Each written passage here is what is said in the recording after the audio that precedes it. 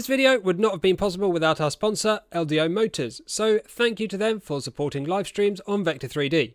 For more information on their VORON v0.1 kit and other products, keep on watching or follow the link in the video description. Right, so we're off again with another VORON kit for the second time today. Because I definitely didn't go live 5 minutes ago and then accidentally not get it live on YouTube, so oh dear, I may have had to put everything back in the box. Oh man, so yes, big thank you to LDO Motors. You've got their VORON v0.1 DIY kit, so that has everything included that you need, minus the printed parts, so you do those yourself, or you can do print it forward again if you want to do that. Fluid! Right, we got it working this time. Excellent. I can't believe after doing this many streams I managed to forget to make it actually go live. So I'm guessing audio and stuff's good. Let me know, obviously, as normal, if anything starts to sound a bit weird. And we'll get on with unpacking everything out of the box. So obviously I have taken stuff out of the box. I've had to do promo stuff for the video as well, so you'll see that soon. This is obviously made with that content. So you'll have seen from the thumbnail? You'll have seen from the thumbnail, let's do this, that we have the green aluminium extrusion kit. So very beautiful green aluminium extrusion. Probably can't see it that well from the top-down view because the colours are all distorted, but there you go. That's really nice. It's amazing how small everything is. It's going to be a printer that I can actually build on this desk for once without having to like run out of space or work in a tiny bit in the corner of the desk. So that's going to be nice, I think. So this box, I think, is just all aluminium extrusion. I've not dug all the way to the bottom. I feel like I might have to quite early on, as we're going to be starting with the frame. Very nice. For control board, we got Big Tree Tech SKR, is it Mini E3? Yeah, Mini E3 version 2. I've already taken this out the packaging. Obviously it doesn't come like that. Memory card is included, which is very nice. This will be running Clipper when we get that all configured.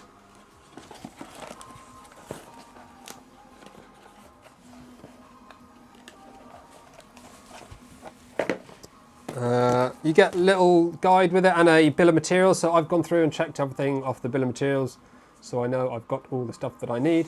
Should we put the camera the other way up? It kind of seems weird to have it that way, doesn't it? Is that going to be less weird? I feel like it might be. There we go. Now you're the same way up as me. I've got small fingers, we'll be fine. Well, I don't, I have skinny fingers. Power cable. Rail kit, of course, I've slightly unboxed this. As I said, I've done some video already, so it doesn't come half unpackaged. Tiny little linear rails. It's so adorable.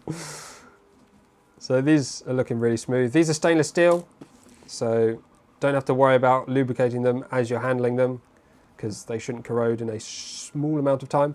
Obviously they will over a long period, probably a little bit on the surface. So I'd still recommend adding a little bit of lubrication, but they'll be far more resistant than standard carbon steel. And you've got this threaded plate kit, and this basically replaces some weird like little M2 nuts that you have to slot in the extrusion, so that should help with that process. Oh.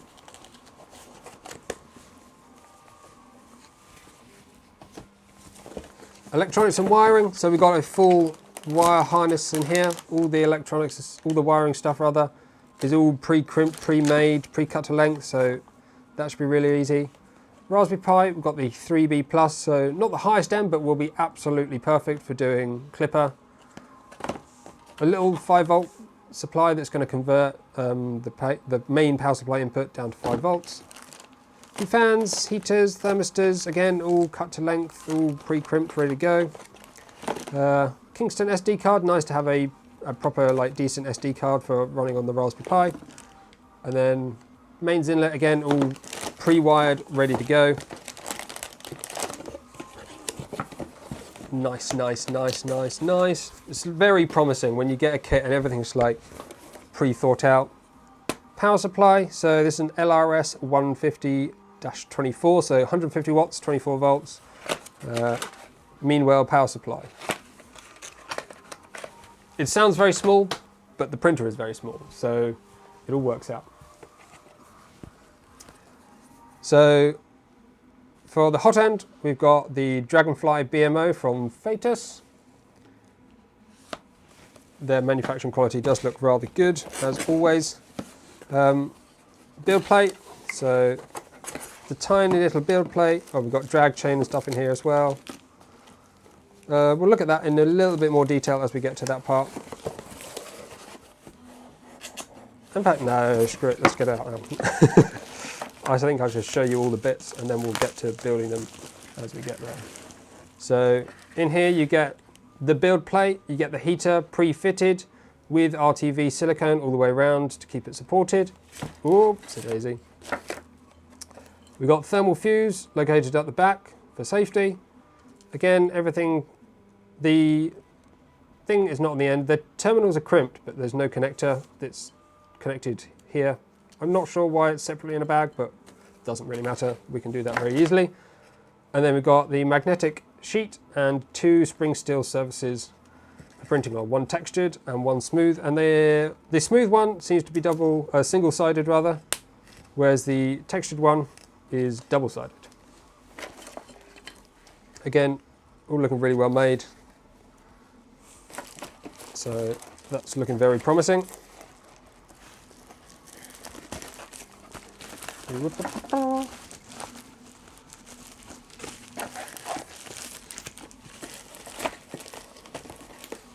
Let's get this package back in here nicely.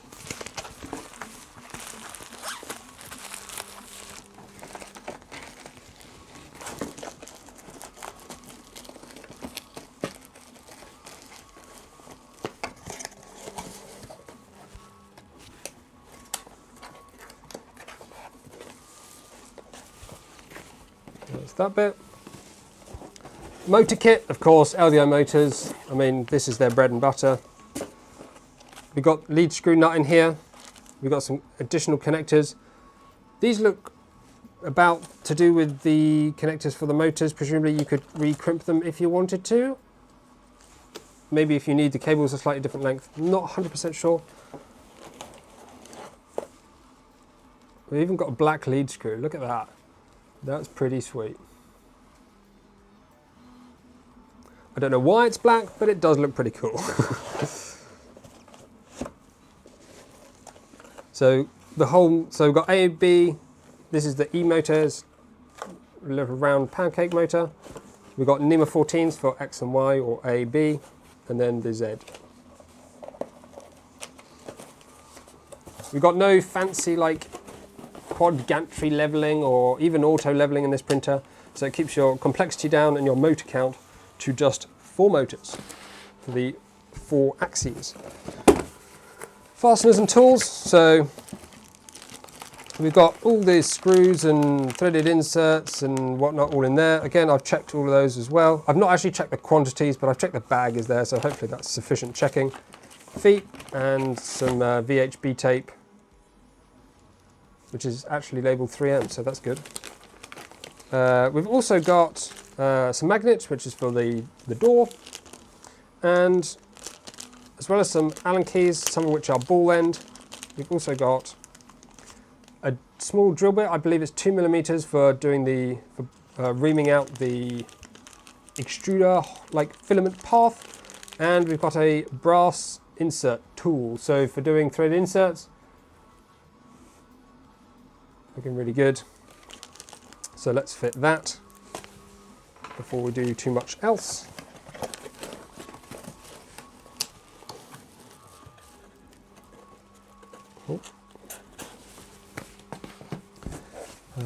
Tool head and motion parts, so belts. These don't look, I don't think these are, oh maybe they are. Oh, they are Gates belts, yes. I thought they weren't pig in it for a minute because I thought it would have been labelled with them, but it is. So we got genuine Gates belts, PTFE tube, like genuine Bondtech parts, so that's all really good.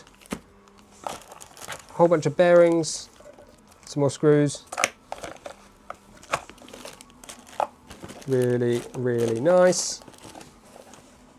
So good to have all the parts just kind of arrive together. It takes all that sourcing and delivery and late parts and wrong bits and things that don't work, just completely out of the equation. I left a bit in there. Ooh. The bit I left in was the like the cable organiser bit.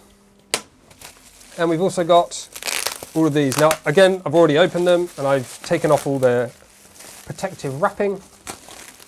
Skyblock is POG. $5. Soon I'm building a V0.1 for a FormBot kit, but are they similar to LDO? I don't know. I've not used a FormBot kit. They don't have as good a reputation as LDO, but that doesn't mean to say it won't be good. I just don't really know. So I've already like partly taken off all this plastic because I know it can take absolutely ages, which is why it looks a little bit scruffy always. I mean, this all comes perfectly fitted and it's for you to remove. But one thing I do want to show you is these matte black panels, because these are absolutely flawless. It looks so good. So this printer is going to be seriously stylish, if nothing else. I mean, I'm sure it will be plenty else, but it will definitely be stylish because those matte black panels look awesome. Is that an AC bed? No, I believe it is 24 volts, 60 watts. So a good portion of the total power, but it is not AC. When you start the frame, do not forget to mount the end of the cable chain to the bed holder printed part. If it's in the instructions, I should see it. That's fine. Yeah, I think you accidentally... Yeah. It's not going to be one stream. No, we're doing... I think we're going to target 4 streams for this. I don't know if 4 will be quite enough. Hopefully it will be. Be a little bit careful with the old bot. Streamlabs likes to get a little bit carried away, so if you've got any 2 words with a full stop in the middle with no space, it'll think it's a link. So I've bagged up all my parts, ready to go. Let's get this sorted. So don't need all of this all at once. Oopsie-daisy. I don't know exactly what I do need though, so we're going to have to keep them close for a bit, I think. Fasteners almost certainly. Motors don't need yet. Build plate, pretty sure we don't need yet. Control board definitely don't need yet. Power cable, long way off. Hot end, also a long way off. Power supply, definitely not. Electronics and wiring, probably not. Although there is actually something in the bed, isn't there? We need that drag chain thing. Linear rails, I think that's going to be pretty soon, so let's keep them out. Instructions and frame. Panels, also I think, going to need a little while. Right.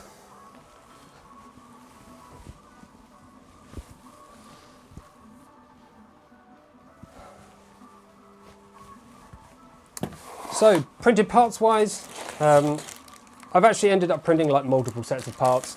So I started with them, so I started printing everything in ABS Plus, and after printing like 90% of the parts, that's what I was printing like in the VORON 2.4 live streams. So those V0 parts, I was starting to get some assembly issues with the ABS Plus. During those VORON streams, I was like, if I've just printed all of these and then they're all going to break during assembly, that's going to be a nightmare. So what I've done is I've printed them all again in ABS, and some of them also in green. So I have like multiple parts that I could choose from as we go through this. The ABS Plus I think looks better because it has a nice matte finish. I mean, they look absolutely blobby and amazing. So for example, this is ABS versus ABS Plus. Oh, let's see if I can hold them two together and get some focus on here. So, I mean, quality-wise, they're basically the same, but the ABS just shows up all those little tiny imperfections so much more than the matte ABS Plus. So I'm hoping the ABS Plus is all going to work out. That's what I'm going to be trying to build with. If at any point they break or fail or crack as I'm assembling, then I've got the ABS parts as backup. So let's get into the build and start looking at what we actually need to do. ABS plus plus. Very clever. So this should be the latest version of the build manual. Hopefully going to have everything we need. I have actually gone through this and prepared some stuff in advance, so we'll get to, well, I'll show you that stuff as we get there. By and large, I think we need to sort of get on with it.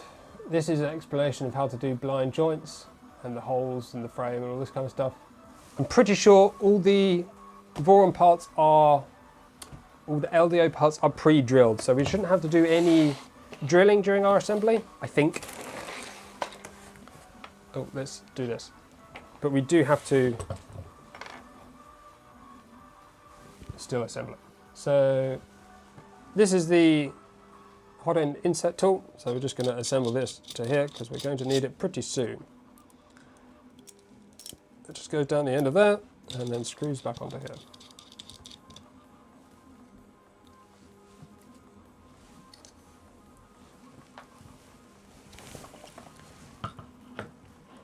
Did your linear rails come with metal nut strips? Yes, that's the VORON. Why do I keep saying VORON when I meant to say LDO? So the LDO kit, you can see this is their kit, how it's even labelled as such, comes with these metal plates. So if you want them, that's where you want to get them from.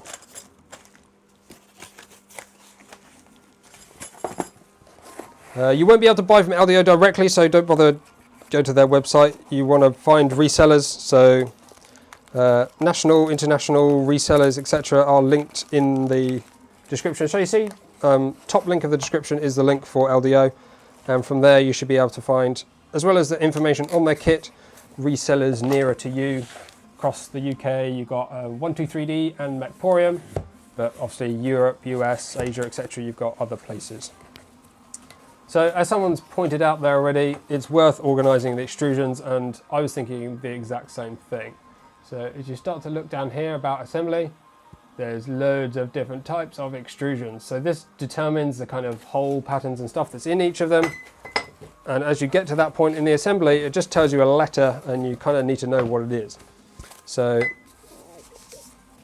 I'm going to get them all out the packaging and we're going to organise them in front of me. Luckily, because everything's so teeny tiny, it's a bit easier to deal with at the moment. I'm sure it'll become a pain later as my fingers don't fit in gaps that need to. It might be useful to have a child on hand or someone with small hands if you're building one of these. So these are all looking very similar so far. Is there lots of one type?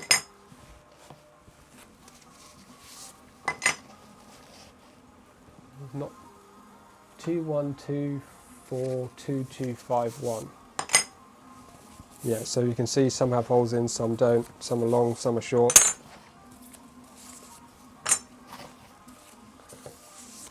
I'm guessing hole assembly don't work that well if you get to a part and you've used the wrong extrusion because you need a hole and you don't have one.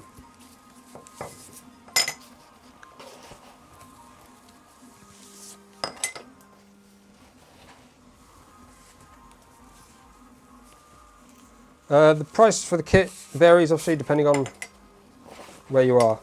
I'm not sure the exact price, I didn't actually purchase it, but you can, again, if you check in the reseller links, you'll find all that information there. So let's get these. Oh, so these are all the same length by the looks of it. So that's no holes. Oh, this is going to be, how are we going to label them? tempted to put some tape on them or something, like a masking tape.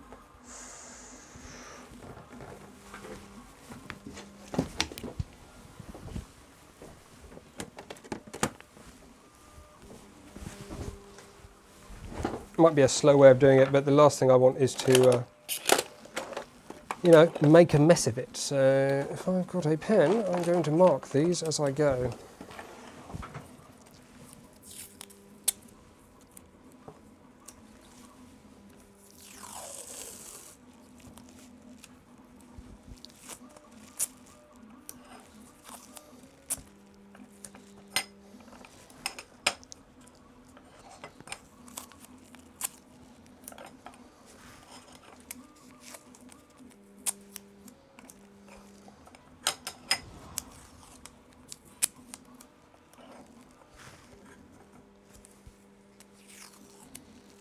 I think this green actually is really nice. I think it will go really well with black as well.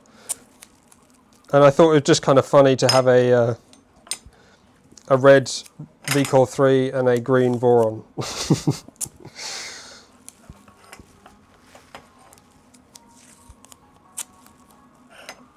Should have done the tape halfway up where I don't cover stuff up.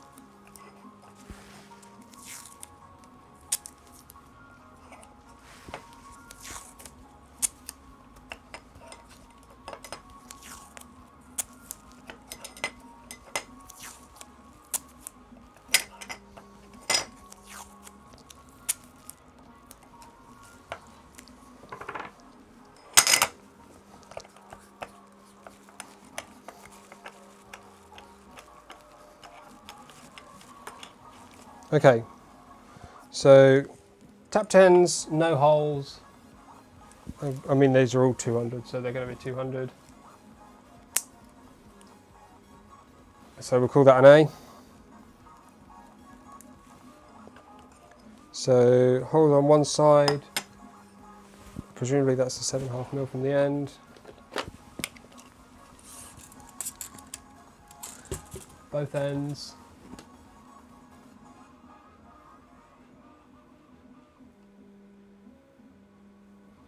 So this is C and also H, I think. H looks the same, but with tapped holes. Looks like D is also the same. Was it? Oh no, D has an extra hole on the side, so it's not D, but it is the same as H. Somebody said A and B are also the same. Yeah, so we'll put A and B on that one. So this one is no holes, again that's B and A. And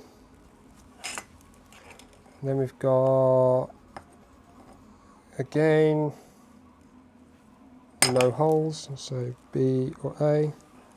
So that's 3 BAs. Okay, there's quite a few Bs, so that's right. This one we've got holes from 2 directions here. So that's a D.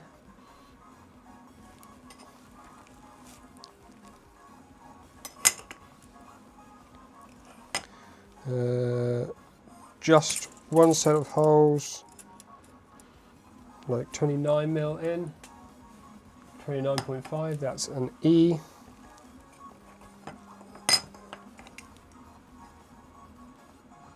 No holes, B or A.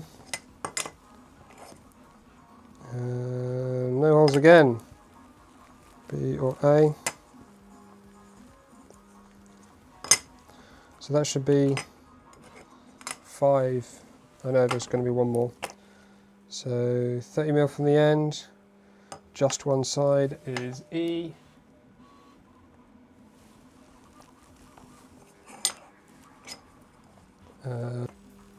Is C or H.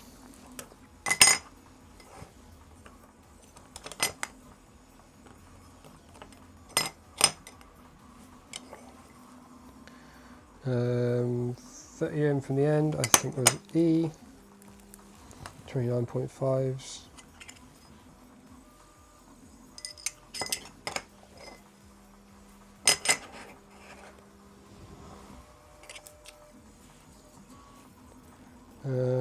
this looks like a nothing, so that's B or A.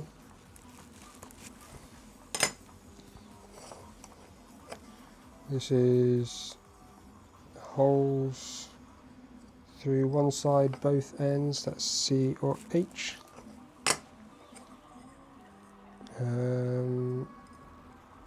One side, 2 holes, that's also C or H.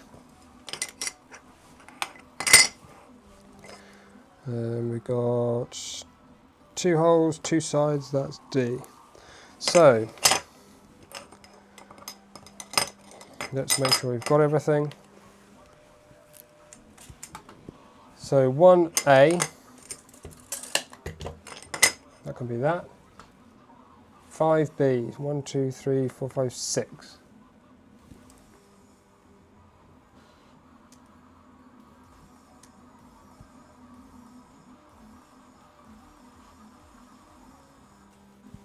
Do I have an extra one or have I missed a hole? That... Aha, this one's got a hole then.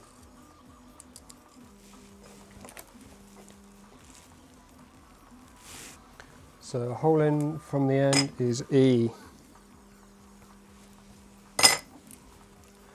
So that's 1A, 1, 2, 3, 4, 5 B's,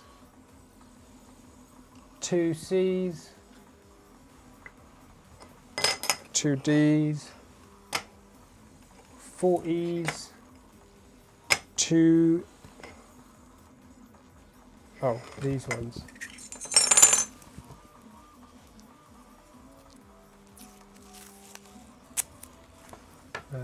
We could just mark the other one, so this one with the 2 holes is G. So we've got, oh, they've all got 2 holes. Okay, so G and F, they're just all the same, so we don't really need to mark any of those. I might regret putting tape on all these because I'm going to have to remove that tape at some point.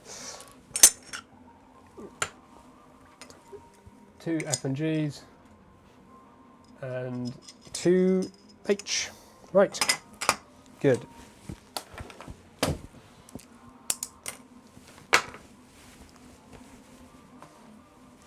So A, B, let's just organise these on the desk.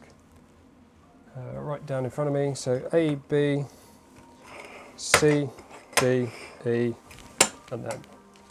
Right, that's those down.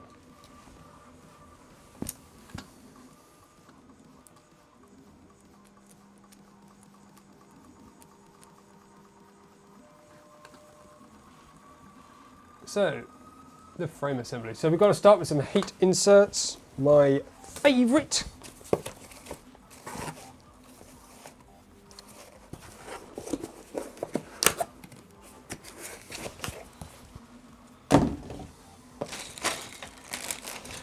We need to make sure, we need to get our tool plugged in.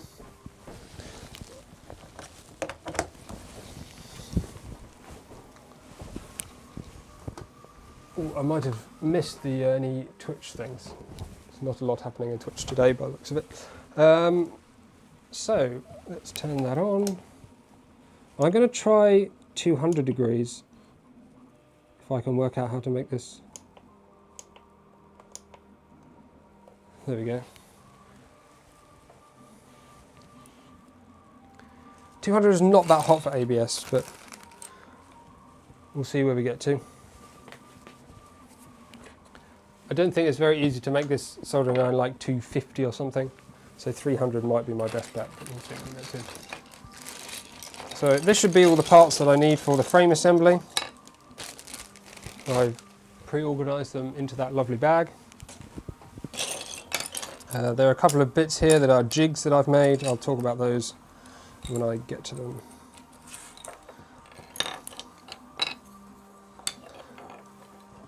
Again, as you notice, there's plenty of duplicates because of the ABS, not ABS palaver. So I'm going to start with ABS Plus and hope for the best. So this is the first bit by the looks of it. I need this for some thread inserts.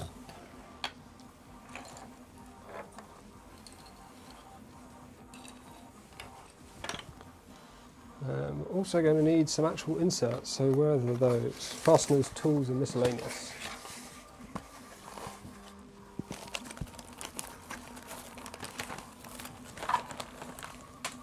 It's probably worth organising those as well, but I haven't.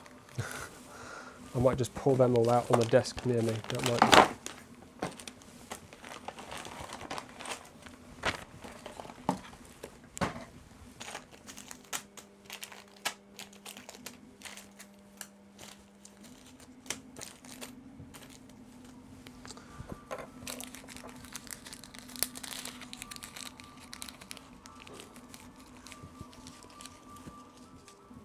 I keep looking at the my preview of the stream for the instructions rather than the actual screen that I've got up right in front of me. So it looks like they're going to go in from this side.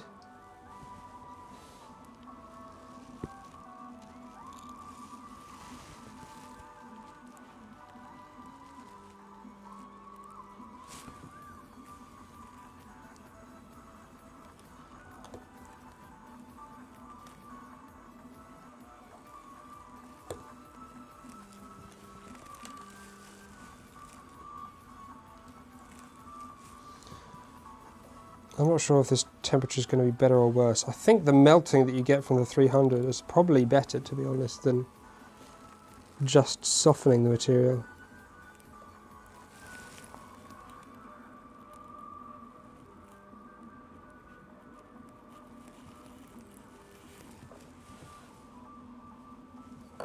Well, that looks good.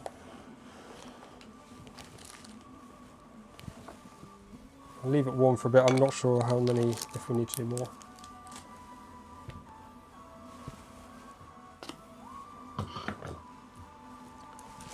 And then we need, so the end of the cable chain.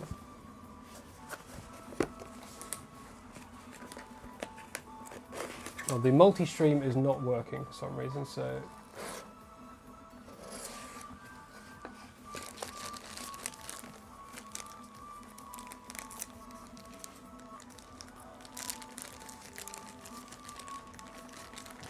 Bowden or direct? We're going direct drive.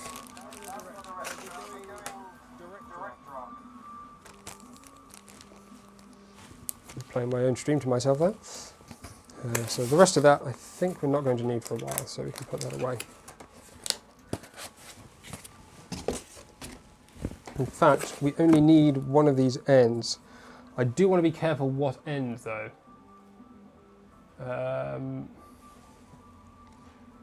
Because we don't want the chain to do this, we want it to stand up. Let's have a quick look at the CAD. It doesn't seem to be in here, that's helpful.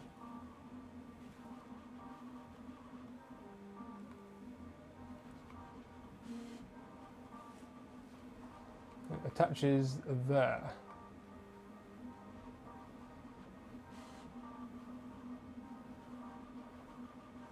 So, what?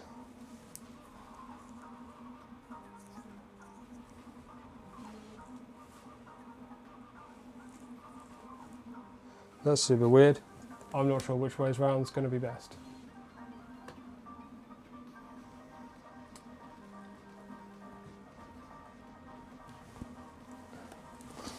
Let's see if we can deduce from the instructions which way round they have it.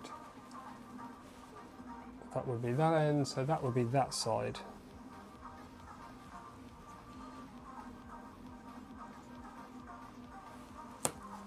We'll take this end off and we'll fit that. The rest of it can go in the box for now.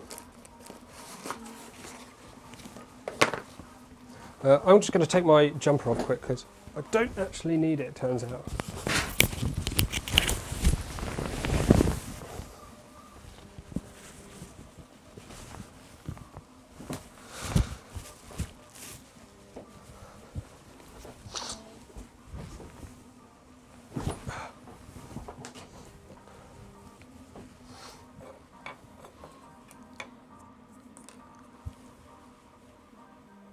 So screws we need M3 by 8. These instructions are still too small for me.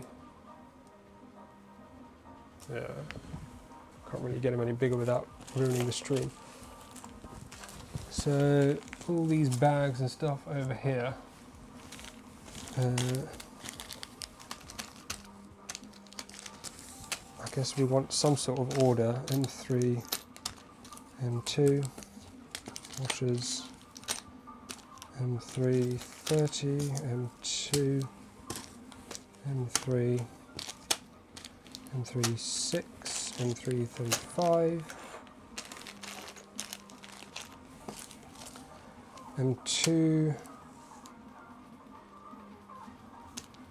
M2 8, M3, self-tapping, M3 by 40, and 2.5 by 6, those can go there. Those are special pieces, M3, 3 by 8, those can go here, M3, 3 by 16. Right.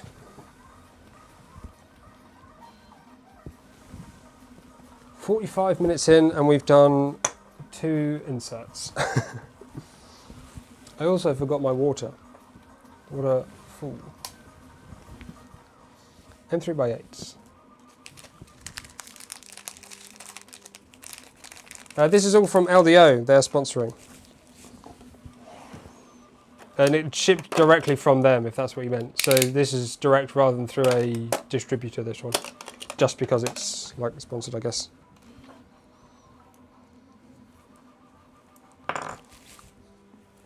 So getting this the right way up, looking like that, and then like this.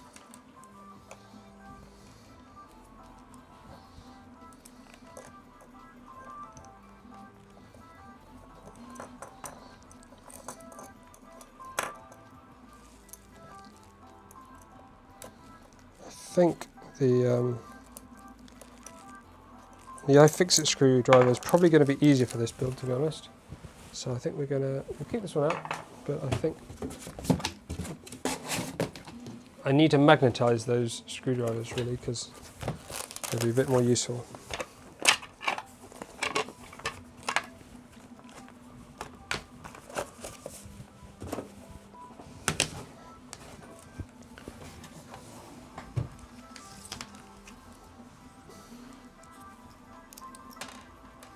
Yeah, I think it's this size.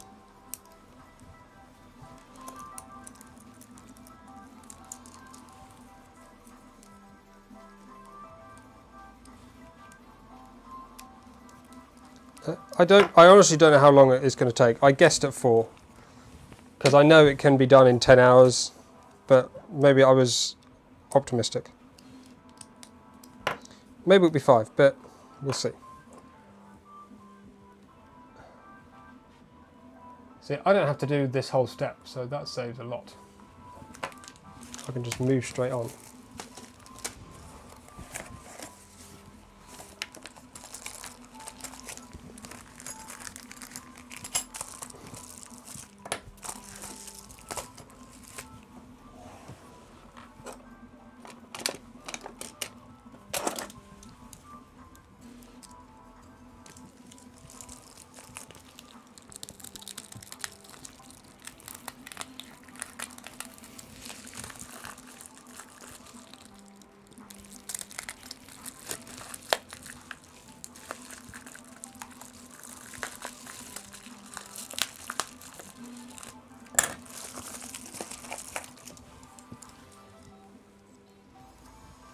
So this is an E extrusion. So we want actually 2 E extrusions.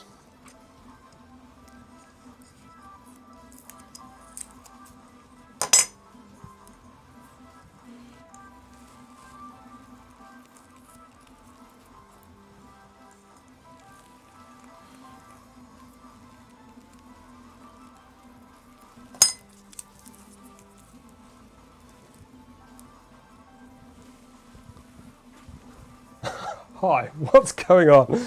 Good question. What is going on? I'm building a thing. So By the looks of it, these should slot directly into the end of here. I'm not sure which way up they're intended to go. Oh, that's a countersink side, so I'll assume that way facing up.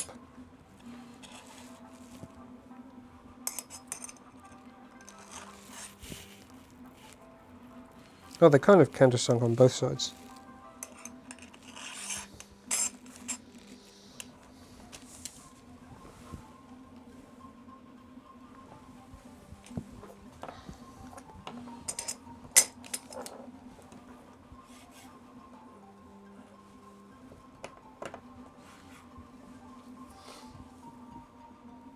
So, extrusion E, and we need M2 by 6. 75 pieces in the bag is absolutely minuscule. We need smaller bits.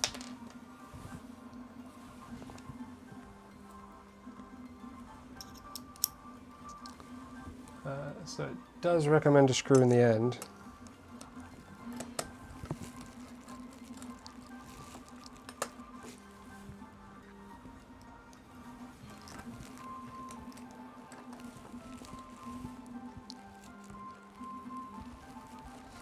Always keep these rubber stoppers on your rails until the point where you need to remove them, because you don't want the rail coming off the carriage rather coming off the rail. That would be very bad.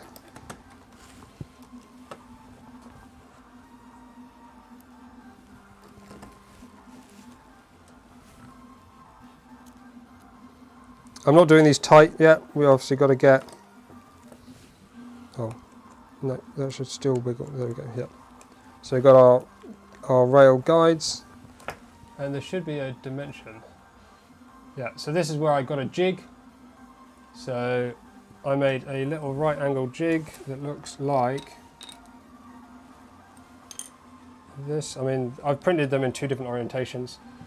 But basically, it's a little right angle piece that will slot into the extrusion and give me that 38mm offset that I need. So that saves me having to measure it, and it should speed things up. So you can see on the picture where the hole is. For me, that's just right in there. 38mm, put the jig on, slide that in. 2 of these, one up there, one down here. Rail positioned. Ta-da!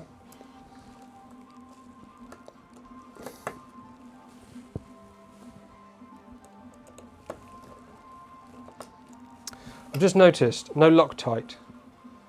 Is there Loctite anywhere? Or I've got my own. I might use some Loctite, especially for rails. Maybe.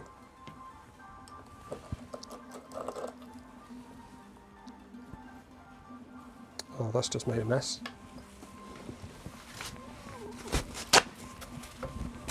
Loctite on very, very tiny things, not so easy. Fluid! It's going to be whatever the VORON firmware is. I think it's fluid, isn't it?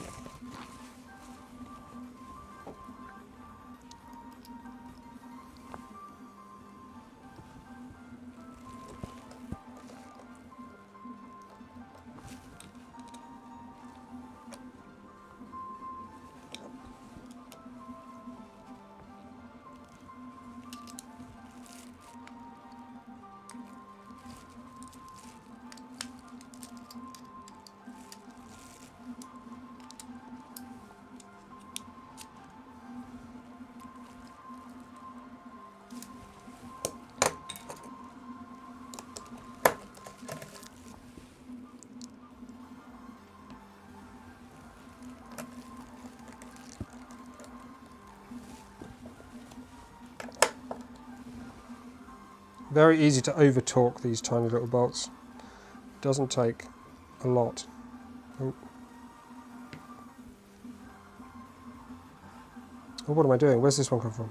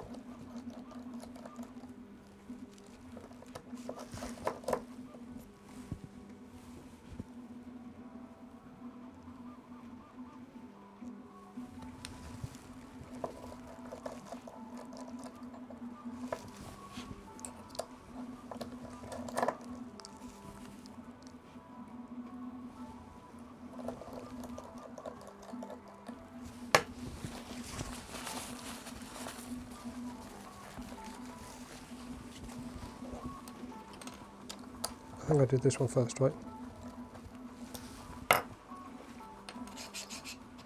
That feels pretty good. We've got to put little blocks on the end as well. During assembly, some rail ends won't be supported. If your rail does not have these stops, alternatively use some tape. So this is M3x8. Do we use square nuts? I assume square nuts fit in the channel almost perfectly. It's absolutely bucketing it down outside.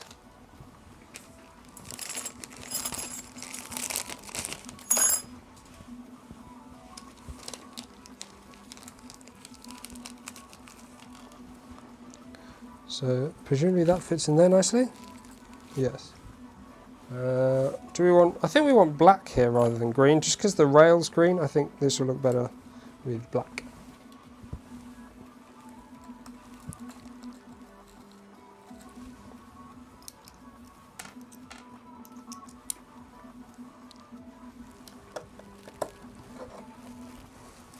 So presumably that's gonna. What just changed?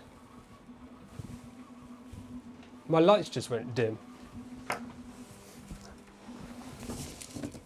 I'm sure that's not because of the storm outside. I think they're just falling asleep.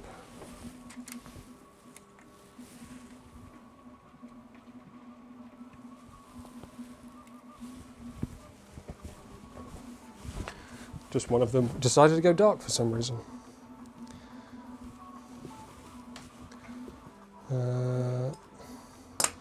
So that's one rail. Now we can do this one. So same 38 jig at the end. Switch this for this.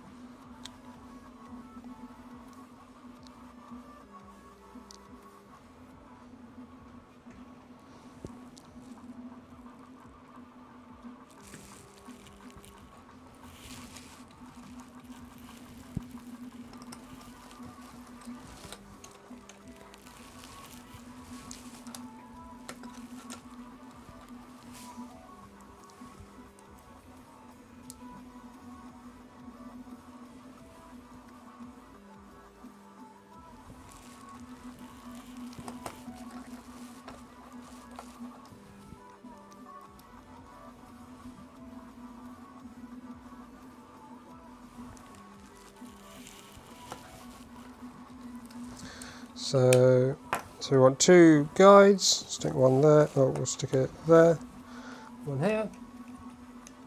Another new subscriber, so many new subscribers today. So we want to, so we're forcing this way and down into the channel, tap that into that, hold this down, screw it into place.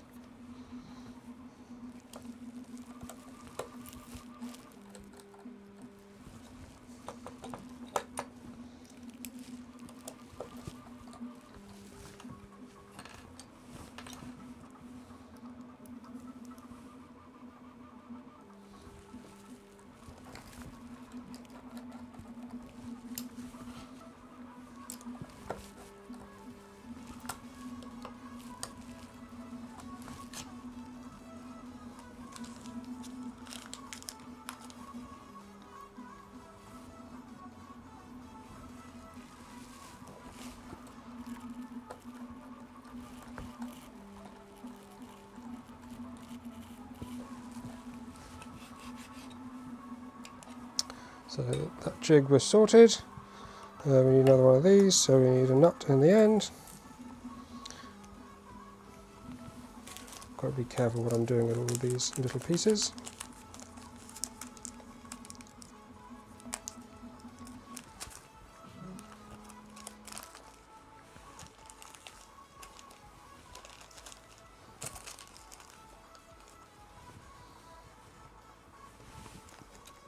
Looks like the 2.4's just finished its printing.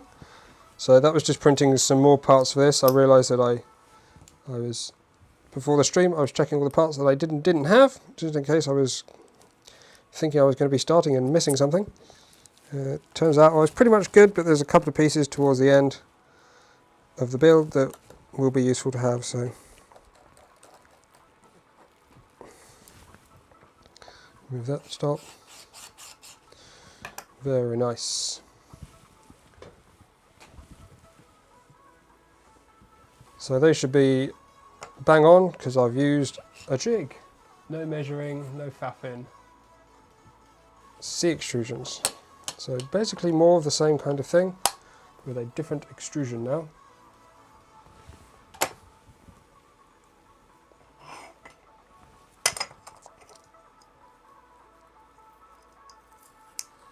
This is where it's going to start to get confusing, isn't it? Because once you've taken the labels off like this, they're going to be less easy to spot.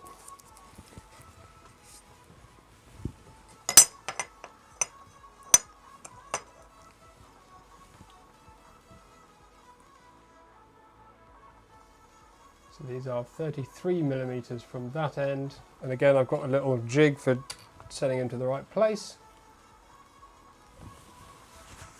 Still using those guides.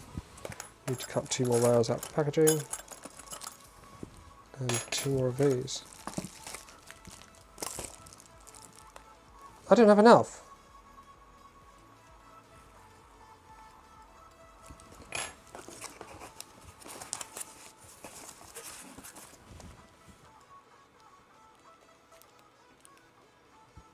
Have I... Oh no, this is right. What am I doing? Yeah. I'm an idiot.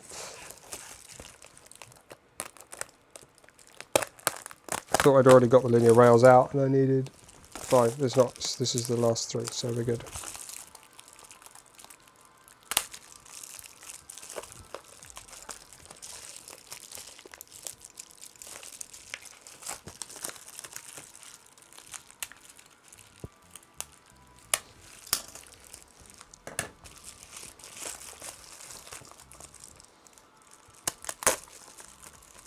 I'm not sure if there's a more efficient way to get these out of this packaging.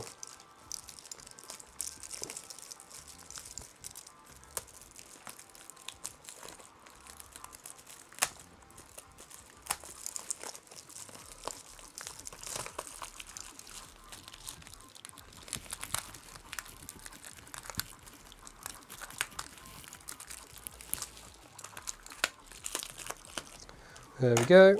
I might as well get the last one out now.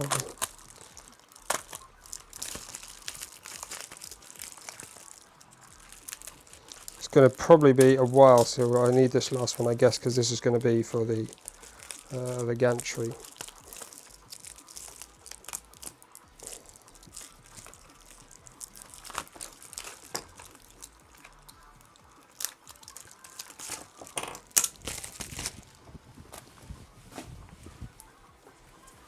And those bits in there looking pretty good. So we need 2 more M3x8s, and 2.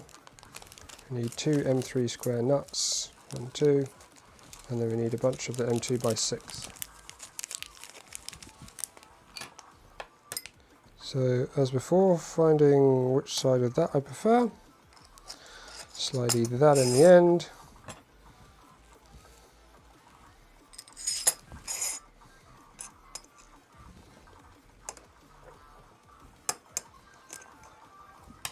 First things first, get all the screws in, and then we'll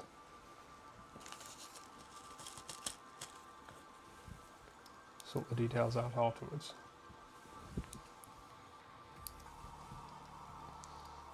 I'm glad you like my jigs. There's much more where that came from. I've shared links to them, so I basically cloned the V0 repository and added my jigs to the STL's location, so if you want them you'll be able to find them in the link in the description. I think I put it on like a more information section, so once you find my GitHub you're pretty much there.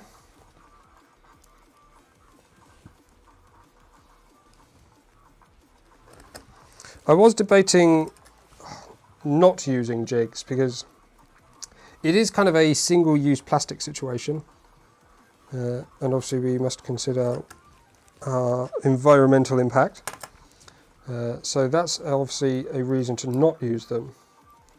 So I've tried to be as efficient as possible with the plastic usage, but I think it's also justifiable because of the amount of other parts that go into making the printer. If you make a mess of it, it's kind of a waste of all those parts. So I think worthwhile. I mean, it'd be kind of nice, I guess, to let somebody else borrow the jigs and stuff that you printed because you only need them once, but that's probably also not very efficient shipping them around everywhere. So.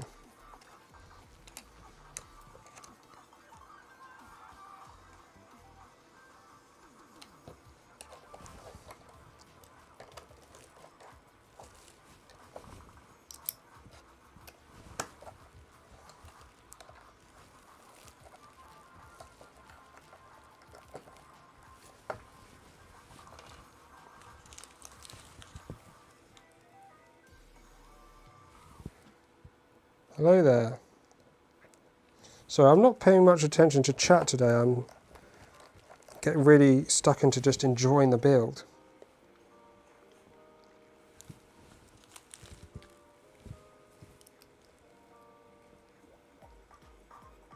You can use whatever you want, square or normal, just bear in mind the square nuts can fall out.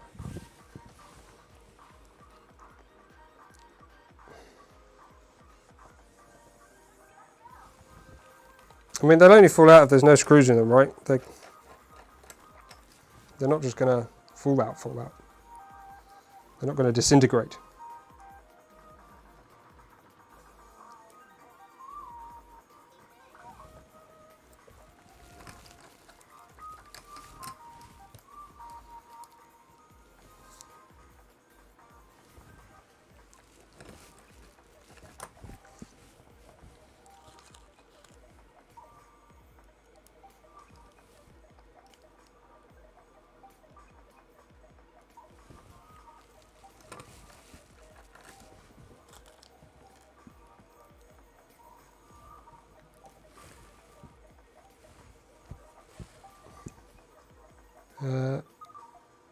I don't have any further information on any potential Trident kits.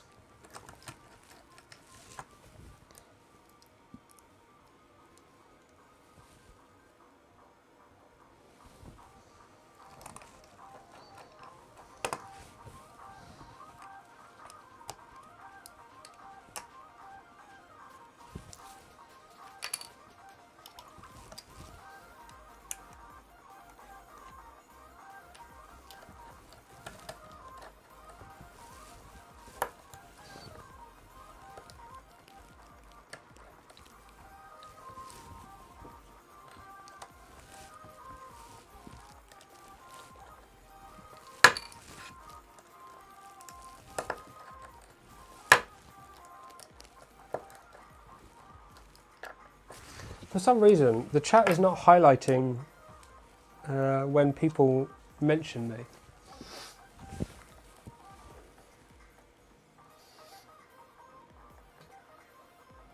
So that's why I'm missing things more than normal. It would be amazing if LDO sponsored a Trident build for you too, since that's the new kid on the block. Well, never say never.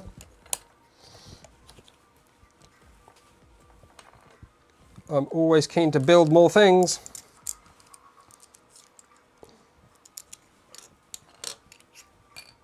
There we go. So those are obviously not done yet. Don't get ahead of myself. I've got to put these blocks on the end. So we've got like a close end and a far end, and it's really not clear. No stoppers at this end. Mind the carriage, you may want to use some sticky tape to prevent mishaps. It's not very clear which end that is. I'm guessing that's the big end, so I'm going to put them up here.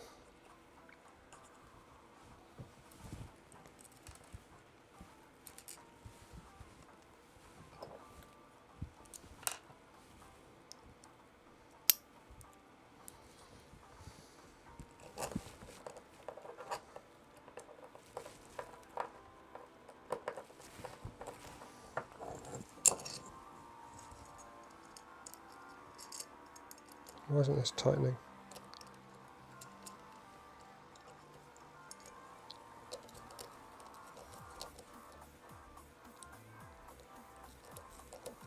It's a slightly dodgy nut, I think.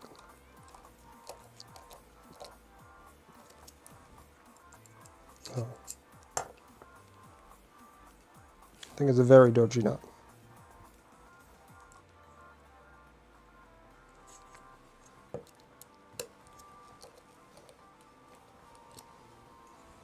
Okay, we're there though.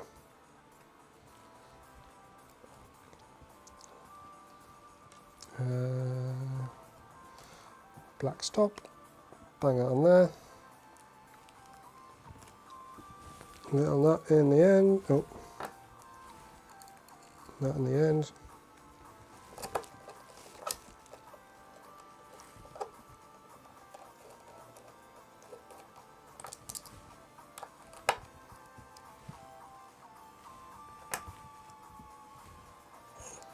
It is good to see a company's take a liking to me, isn't it? It's blooming terrific.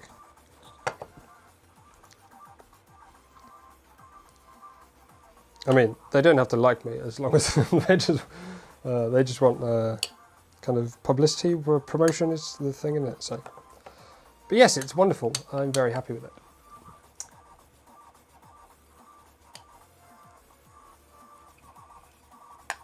The V0.1 is going to be my prototyping printer when I want to do small individual parts without occupying the heating in the 2.4. Indeed. Good idea. I think it seems, although obviously I don't use one yet, that this printer will be absolutely fantastic as like a first printer, especially like before you're doing any rat rigs or larger Vorons, just because you can print all those larger parts in it. It's quite a cost-effective way of printing ABS because of its kind of enclosure design.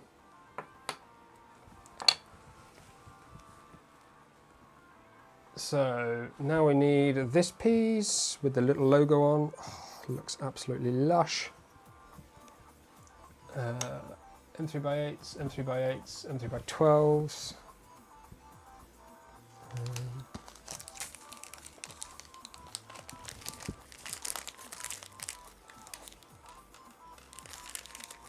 So it looks like 4 of those. 2 M3x12.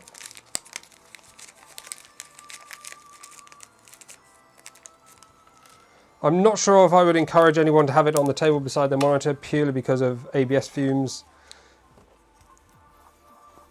But you can obviously put it in a space that's small because it's a small printer. It can go in small spaces. One assumes that that is somewhat obvious.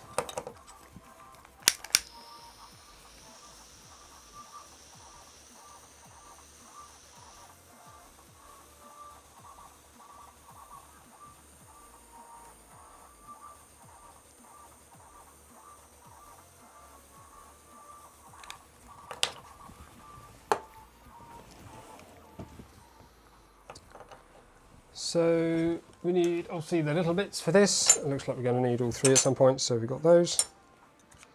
Looks like nuts in from the end, so what a funny little assembly. So that's got to go in there. We need that in there. So nut in here, that on there.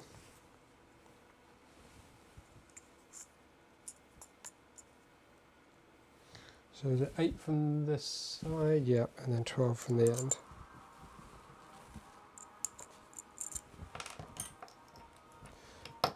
I really want a machine that I can like poke this screwdriver into and it just like quickly changes the end to something else. If you could just like have 5 and then you can just hot swap it and just poke it in and it swaps it out, it would just be so good.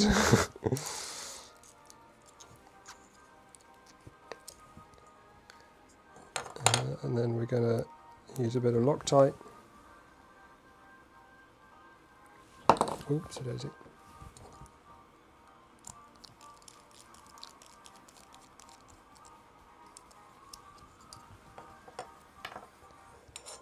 So same again for this one.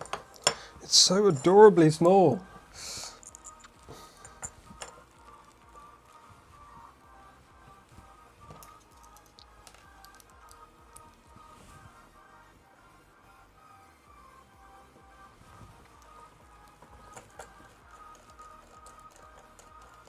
I've missed the nut there.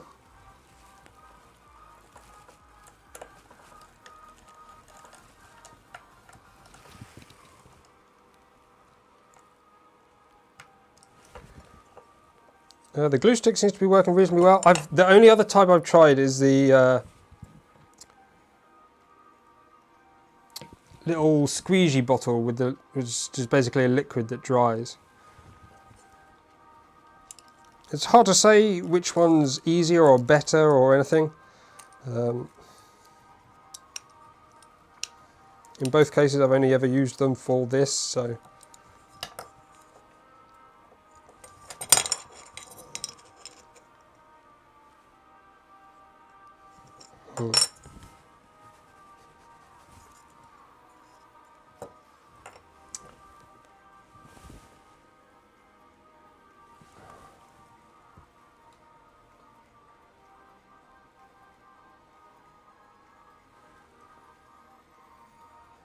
Okay, yes, so these go in the end, don't they? And then you tighten them through that hole.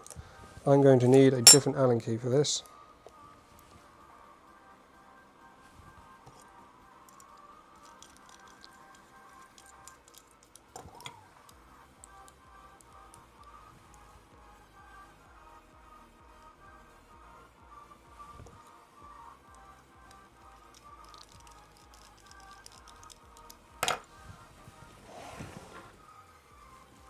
I guess we can switch back to this. Does that go through this hole? No, it doesn't. So this is, I guess, why it comes with, well, one reason that it comes with tools. They were in the screws and fixings box, weren't they? Yes, yeah.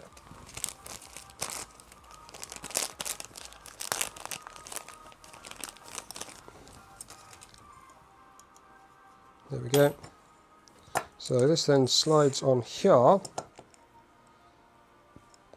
and we use these holes to tighten them up. Can you post the brand of the Loctite? What do you mean? Loctite is the brand.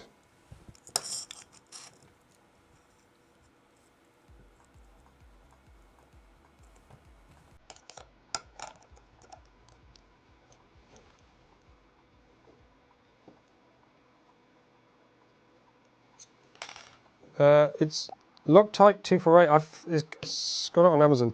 The link will be in my VORON 2.4 list, because it's what I had for building the 2.4. So the bill of materials for that, you'll find it there.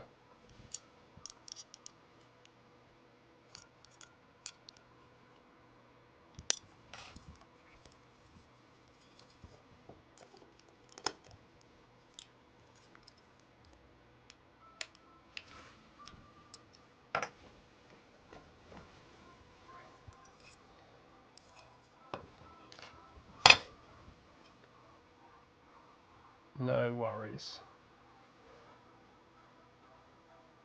Moving down, wrench access, use 2mm hex drive. I didn't create a jig for this. That could have been useful to make sure those are. I think it's probably okay. Preload nuts. Insert 2 additional M3 nuts into the highlighted slot between the ones added to affix the end. What?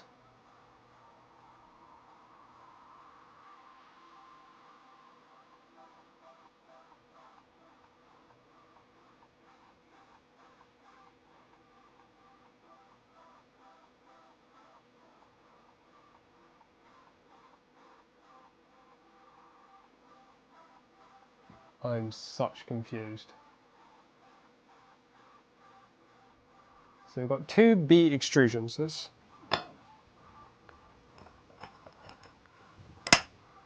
Where are these from?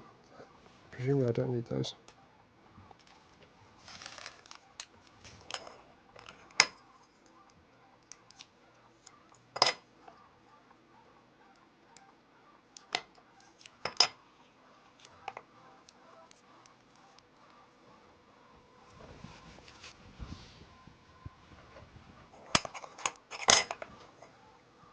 So M3x10s go in the end.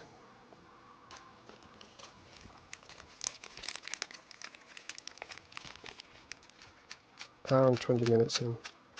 Having taken ages to do not very much at the start, I feel like we've progressed quite quickly now, which is good. It's really good.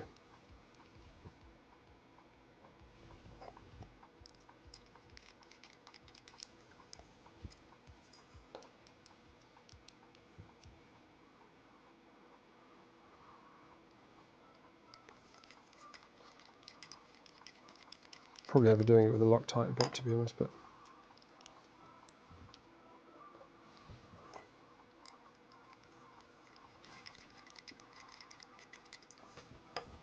thank you, James, for sharing that link.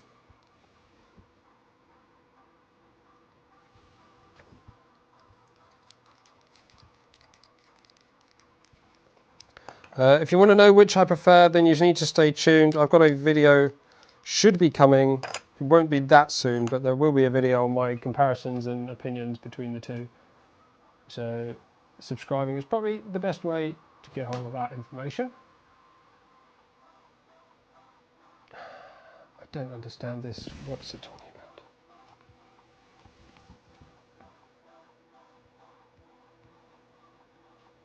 So we've got 4 M3x6 nuts. M3x6 nuts. M3x6 button heads, which is holding in nuts.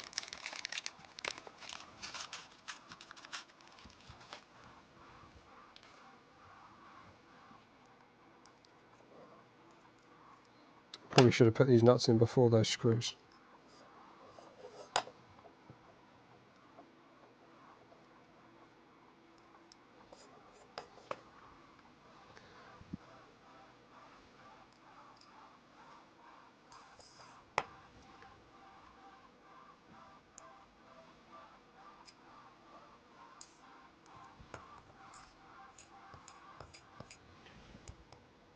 Insert 2 additional M3 nuts into the highlighted slot to affix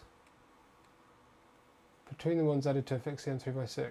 They will be used to attach a stepper mount in a later step. So I think I need another 2. So one of them has 4 and one of them just has 2. Is that right?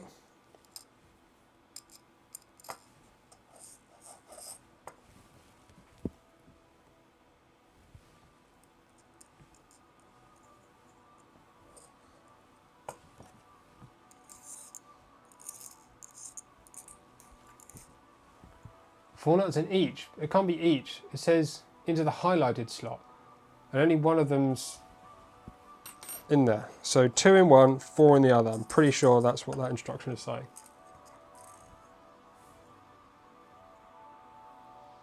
Correct, correct, correct. Excellent. I've got it.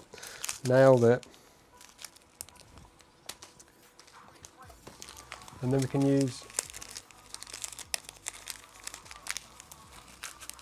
I don't have 4 in each. I've got 4 in one of them and 2 in the other one.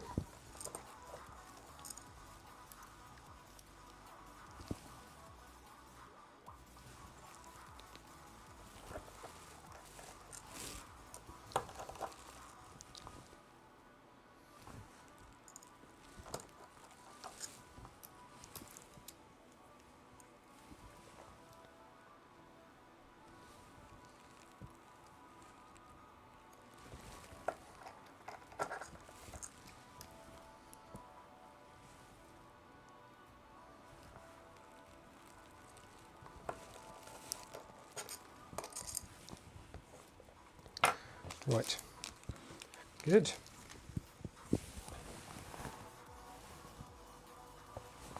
Sorry, my jaw is aching weirdly.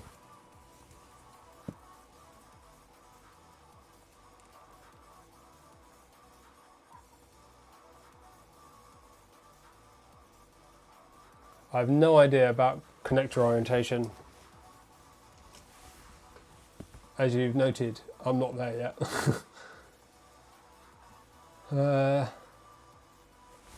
Now that's just like one of these extrusions I've just assembled has just disappeared.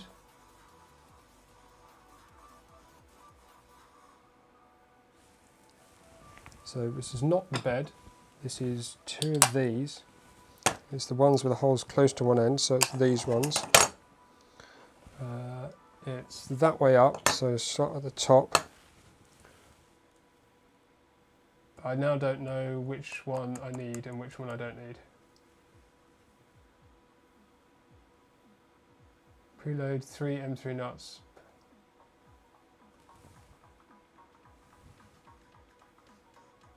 This is weird.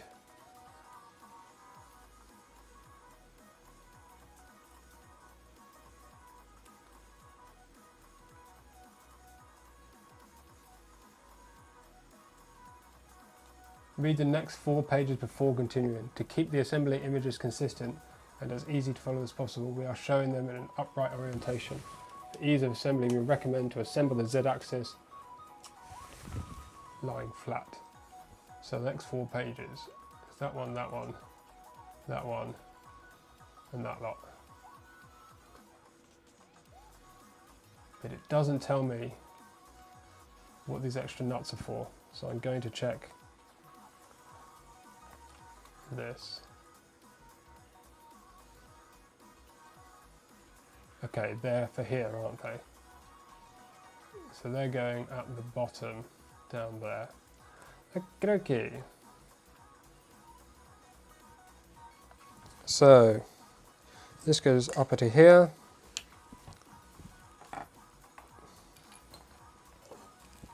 This goes on here. I'm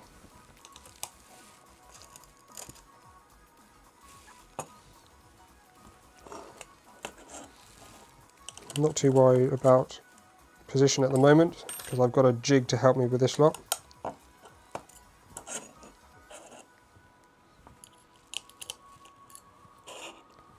And so then we need to turn this over. Damn it.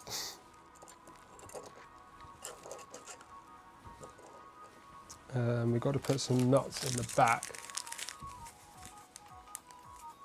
Where were we? So we've done this bit, that's onto those. Then 3 M3 nuts. If you're planning on running a baddest setup, preload an additional 2 for a total of 5 into the marked position. The extruder can be mounted to those later. Okay, no, so it's just 2, 3 in each.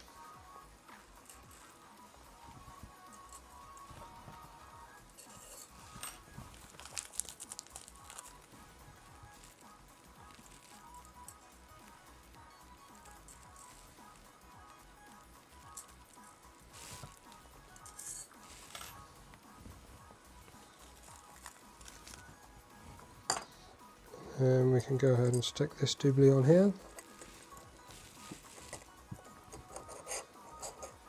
With a bit of luck, turn the whole thing over. I kind of want to turn it over this way.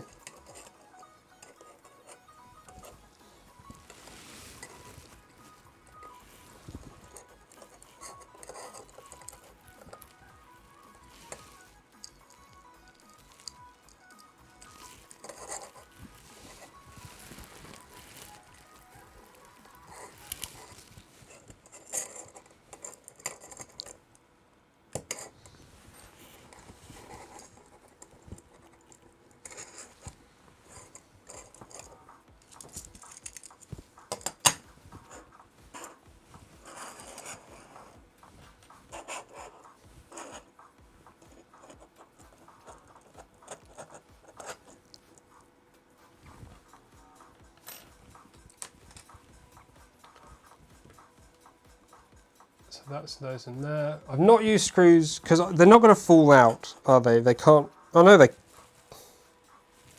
can fall out, can't they? So if they can fall out, why do I need to pre-insert them? Because surely the point.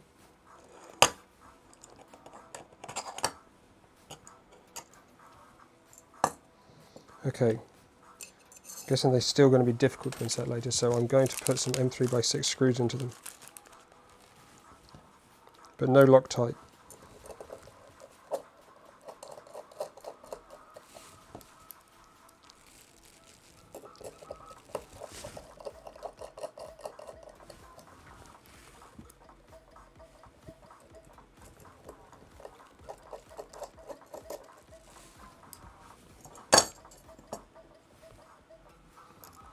Maybe I should have used the Hexmans then. That doesn't make any sense though, because surely they're the same. If they can travel through the profile, they can slip out the end of the profile.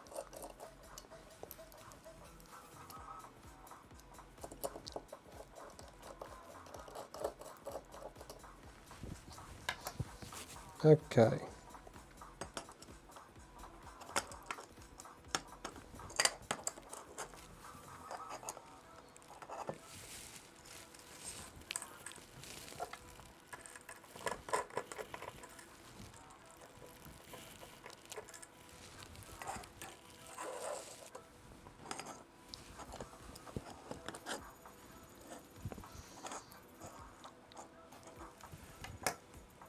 Right.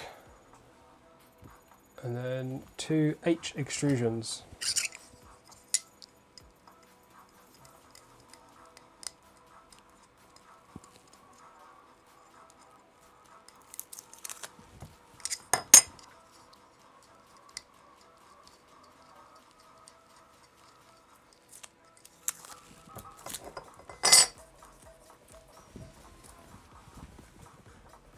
I don't really like this music.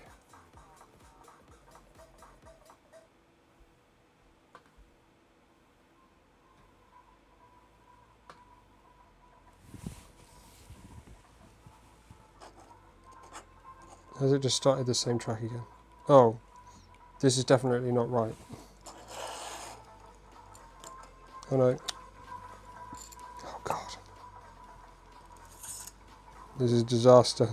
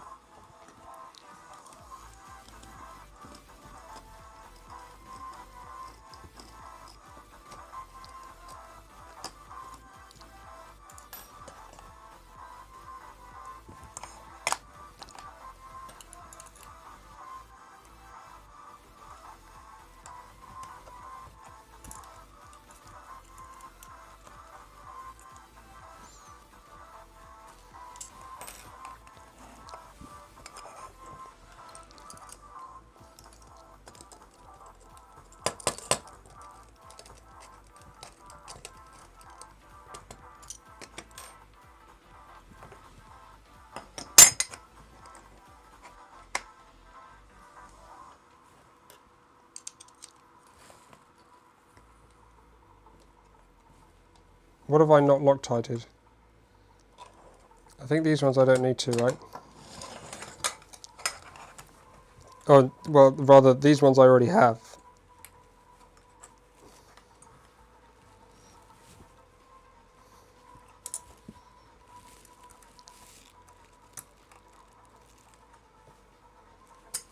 Or have I put Loctite on stuff that I need to adjust later on? Have I made a...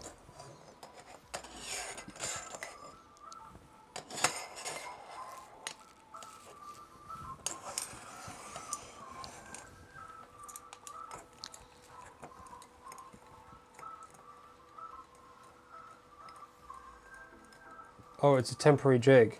Oh. That's not good.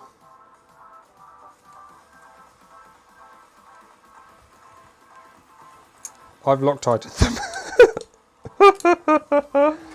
Well, that's not the end of the world.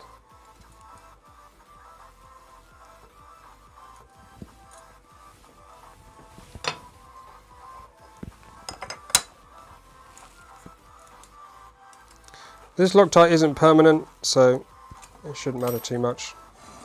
They'll be hard to get off, but hopefully it's doable. So I made some jigs for this as well. Maybe they're not needed, but basically we stick that under there. It slots into the extrusion there. This one on this side. Oh, so there's it.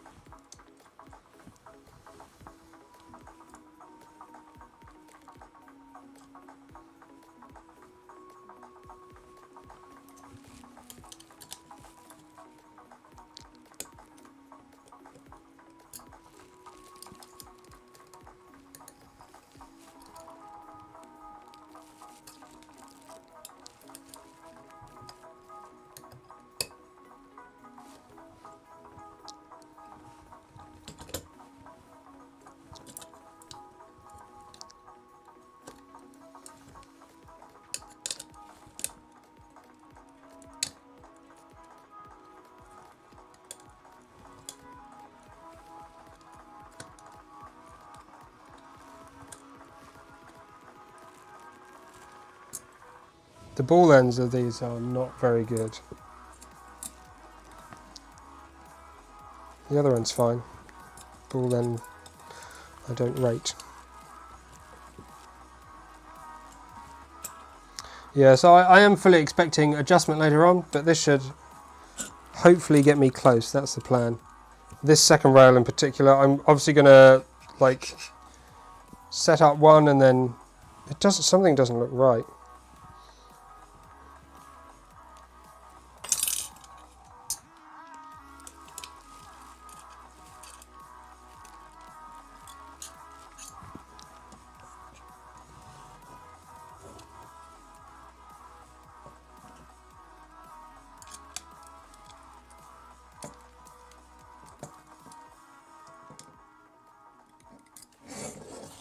Yeah, it's only blue Loctite, so they'll be difficult to get out, sure. But again, if I'm quick, then we might even not have to worry about it curing. It doesn't cure that fast, if I remember. It takes quite a few hours to actually really cure.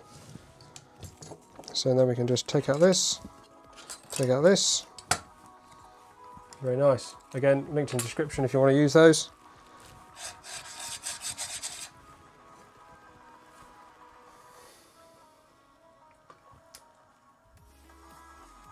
Oh, I've forgotten to do the live, the sponsors. Oh my gosh, I'm the worst. This video would not have been possible without our sponsor, LDO Motors. LDO Motors are well known for their quality stepper motors that feature in many 3D printers. But did you know they also do complete kits for VORON 3D printers? Their VORON v0.1 kit has everything you need, with the exception of the printed parts, taking sourcing from your living nightmare to the easiest part of the process. LDO's focus on quality means that you don't need to worry about component choice. This kit includes genuine Bondtech gears, Big Tree Tech control board, Phaetus hot end, pre-installed Kinovo heater with thermal fuse, stainless steel linear rails, and a beautifully anodized extrusion frame available in 7 different colours. With every kit you'll also get their brass heat insert tool, which, when fitted to a soldering iron, is the ideal partner for adding threaded inserts to your printed parts. If you're after an entryway into high-performance 3D printing, check out the VORON v0.1 kit from LDO Motors via the link in the video description, or carry on watching to find out more. So I should have done that quite a lot sooner. Oops. This is what happens when you get really into a build. You forget with other things that you have to do at the same time. So now we can continue. So we did that, put those on, we put those in, we put that together, we put that on, we've done this, we built it on a flat surface, we did all this geometry. Now we can put the other end of that on. So I think it's M3x8s for that, wouldn't it? Not 6, so.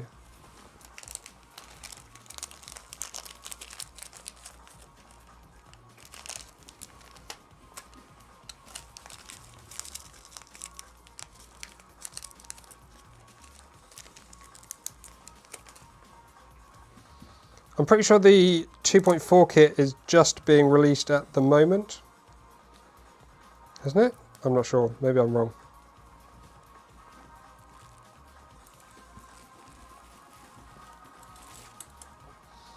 All I know is the V0 kit is definitely available, and that's what I'm building today.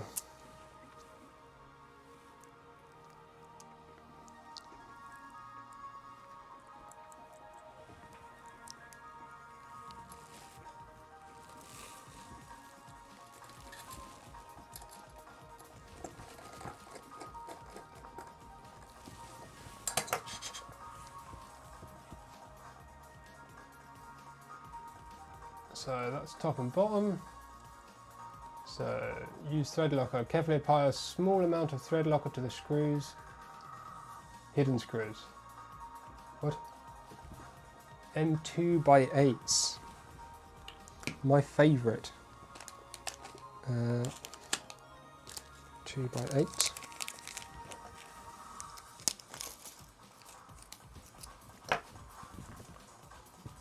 It looks like 8 of those. 1, 2, 3, 4, 5, 6, 7,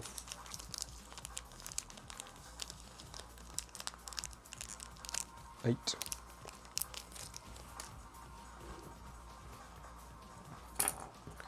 And looks like we're putting these on here. So no idea how we're supposed to tighten that screw in there. Presumably a very small Allen key will fit through that tiny little hole.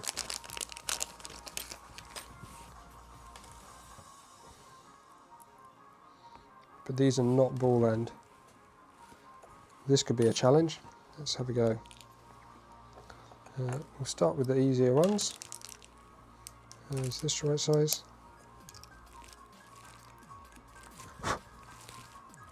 And thread locker.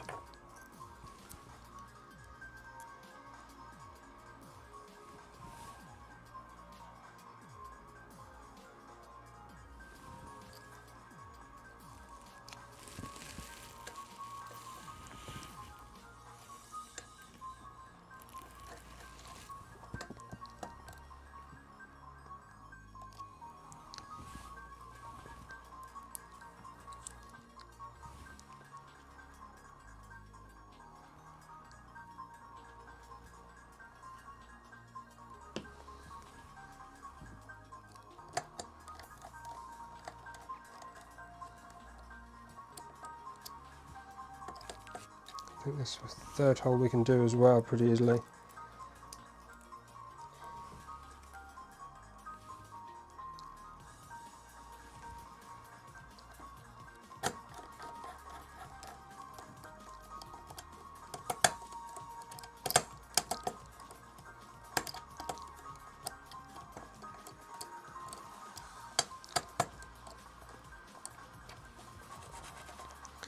Now I have to try and get a screw down in there somehow. Oh, poo.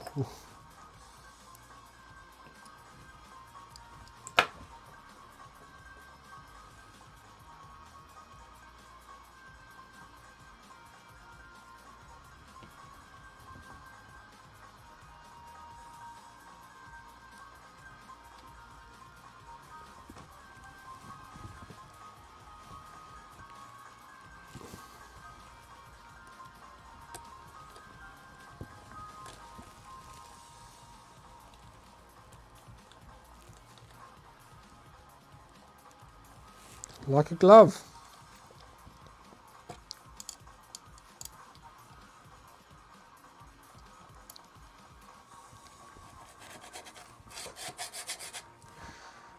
That was not too bad at all. Now the other one. This way around. Ah, and I see why you have to put that one on early, because now the hole's covered. Well, let's hope I have the right one on there, eh?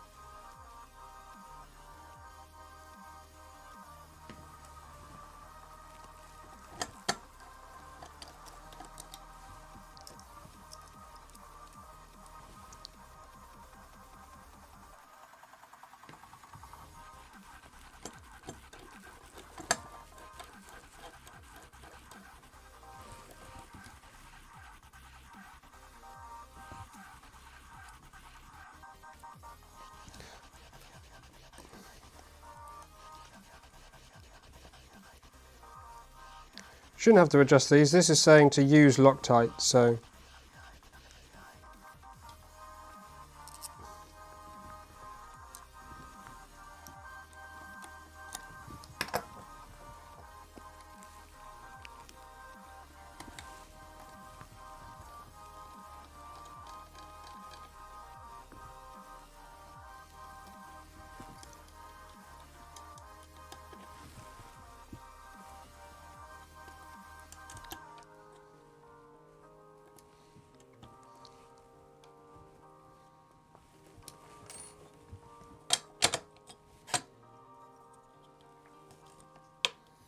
That's not a good sign, is it?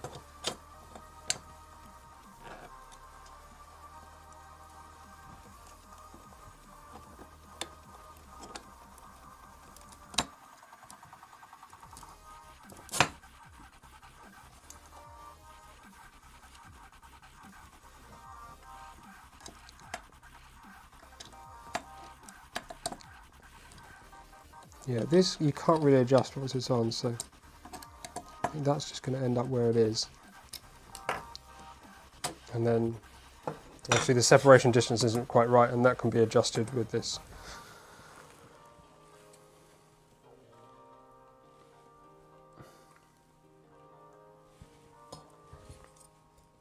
So we're back to this.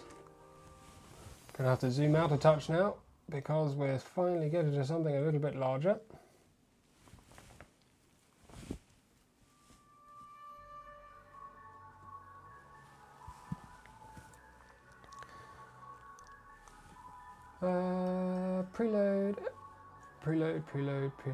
Preload 6. Okay, there's loads of nuts going in here.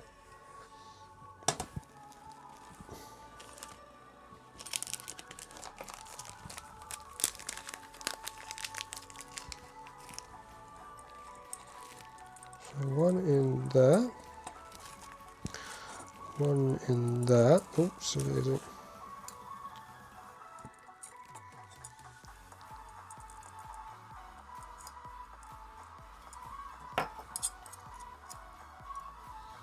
Nope.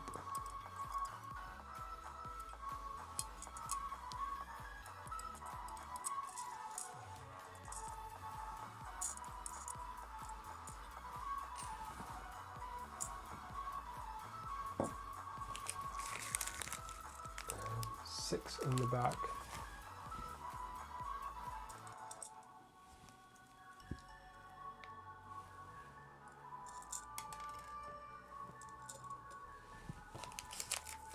Is this hard because there's loads of blooming M3 nuts falling out all over the place? Because that seems like it's going to be a big problem.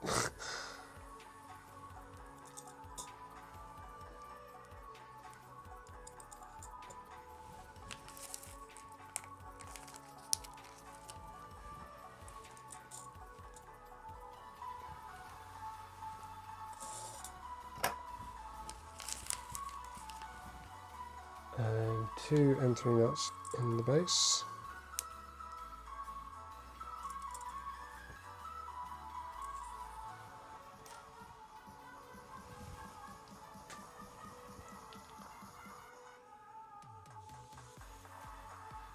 Yeah.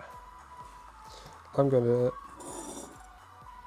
undo this because I know already that this is not quite in the right place. Oh dear.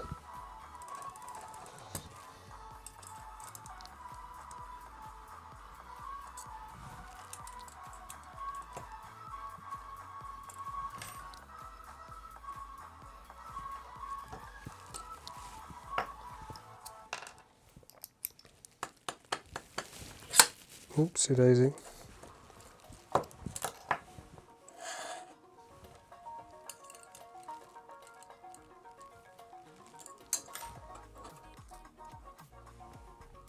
So now we need to turn this over.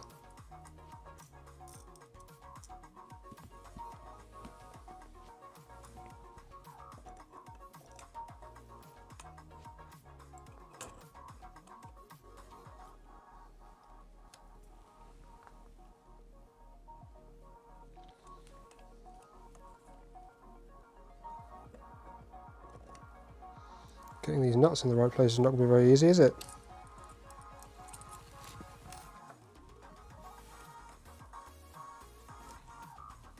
How the dickens is that supposed to work?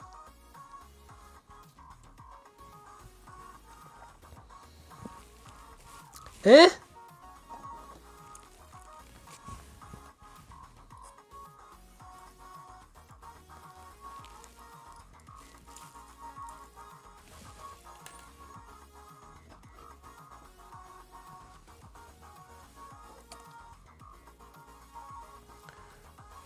What are we screwing them in with? M3x8s at the front.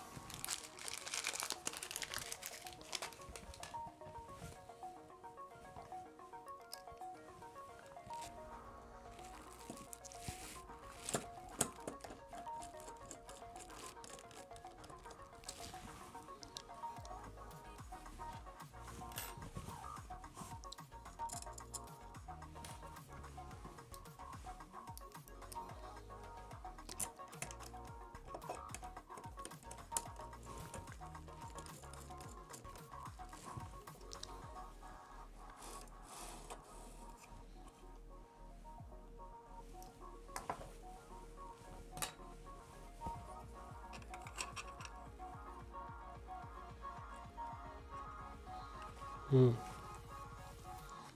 like my jig's quite a way off being accurate.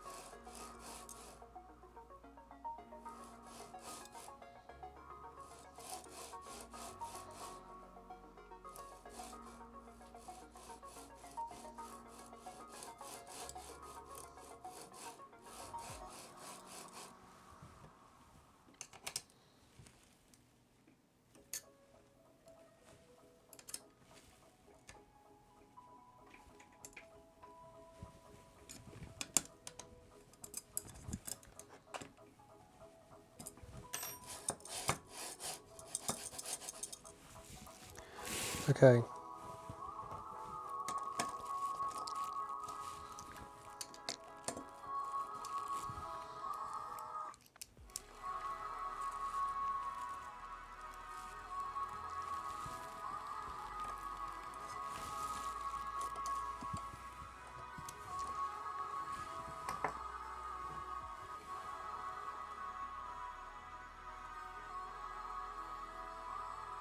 We did that side, we did that side, we did 2 in the bottom, we did 6 in the back, so we should be fine.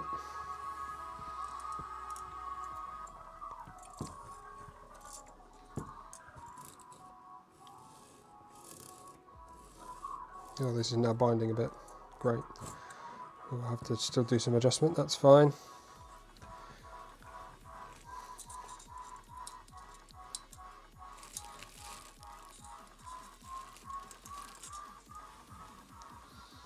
So if we get the magnets, just going to help us.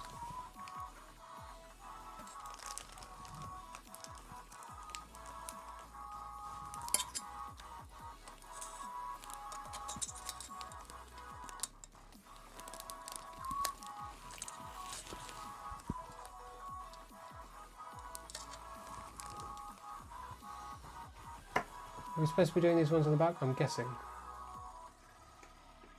M3 by 12 at the back.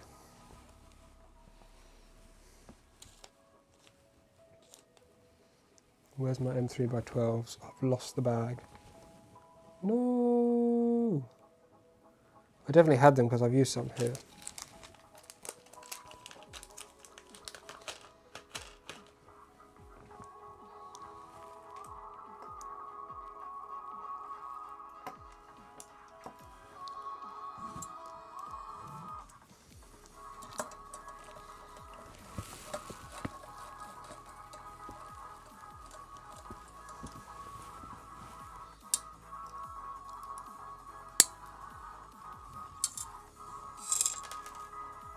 Oh.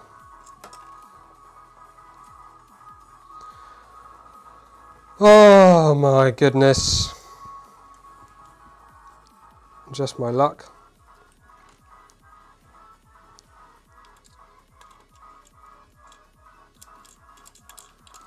They can fall out all right.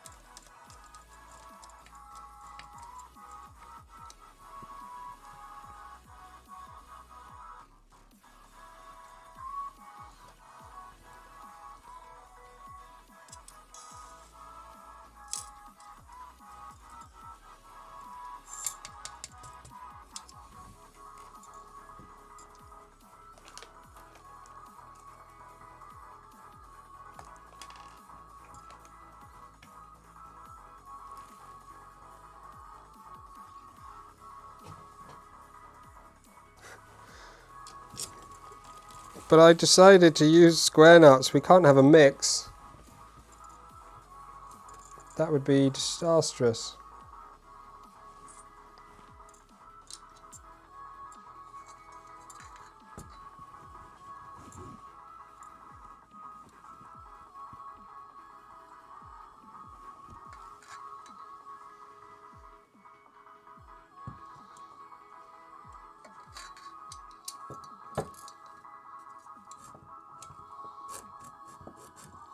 Yeah, this binding problem's significant.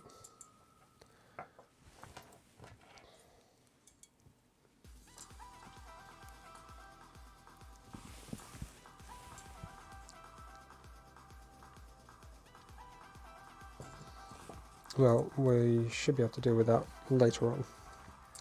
For now, we need to get those nuts back in. How are we going to do that?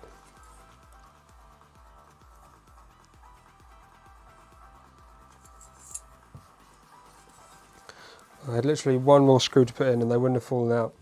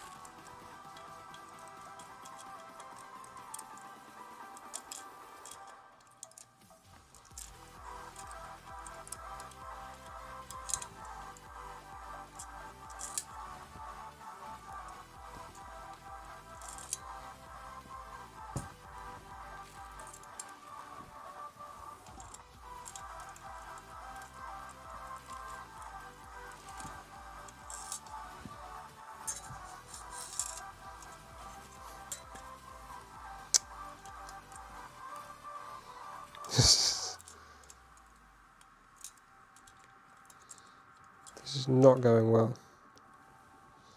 Okay. I'm going to stick a screw in here so they don't go past this point. And then at least I can see.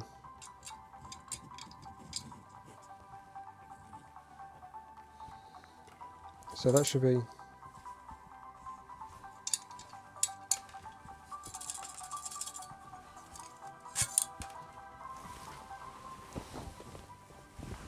Right, 1, 2, 3, 4, 5. Got that there.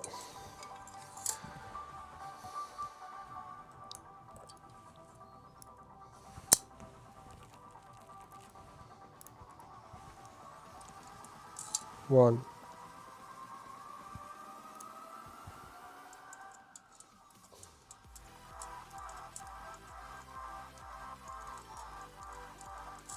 Two. 3.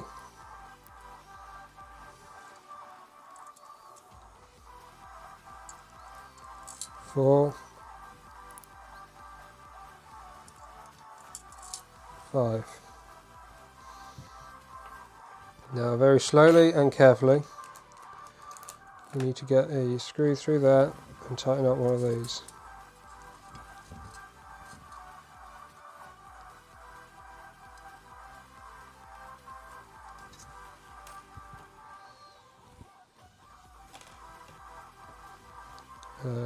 M312 from the back.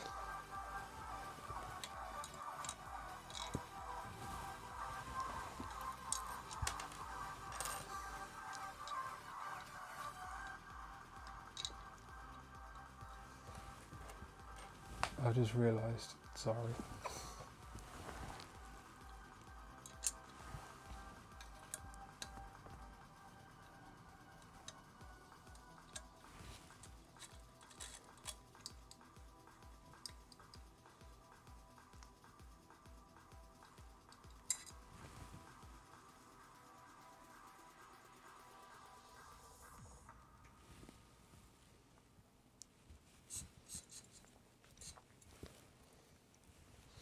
Okay, 4 screws now, 4 nuts. So we should be able to put one in here.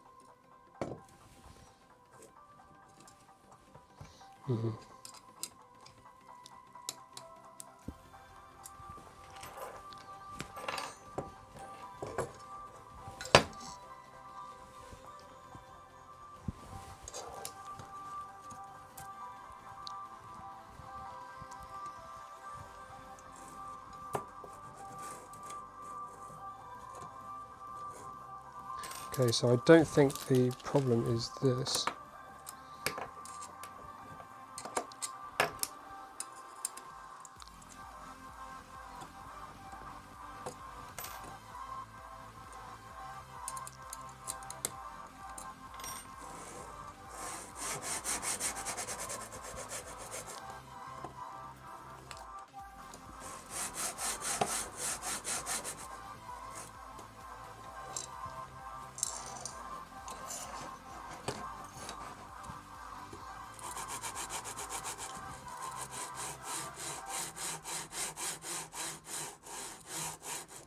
So the problem is, if this is not...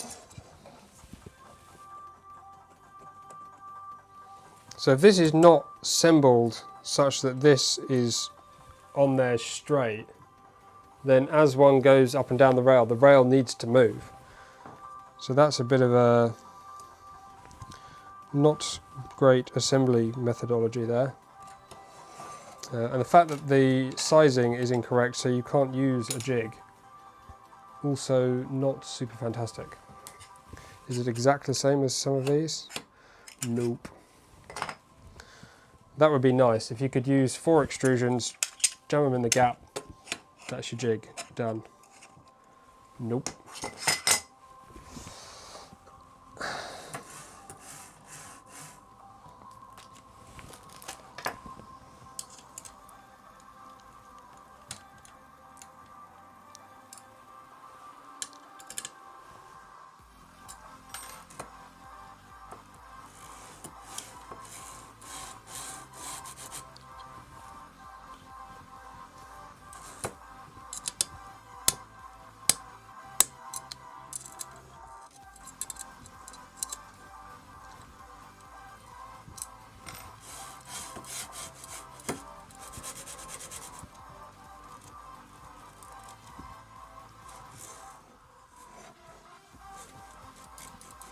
It's really stiff.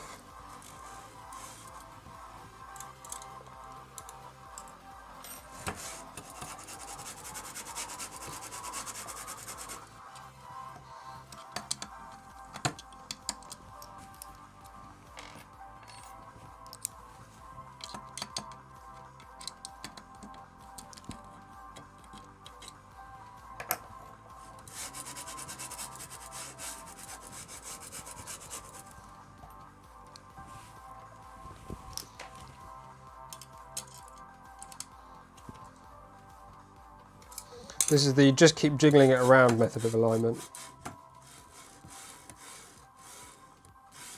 I mean, this is not bad. It's not great. I mean, you can see it doesn't... Oh, it does. It's a bit stiff. Yeah, it kind of gets...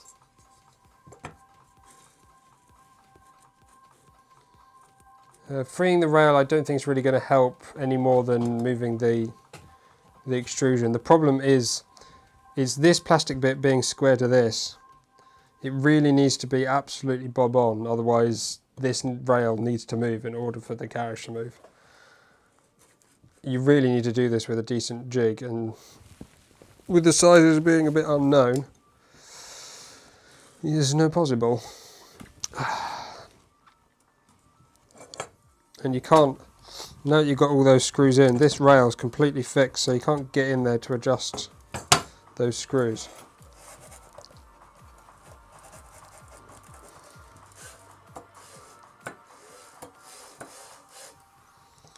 We have enough adjustment, enough movement.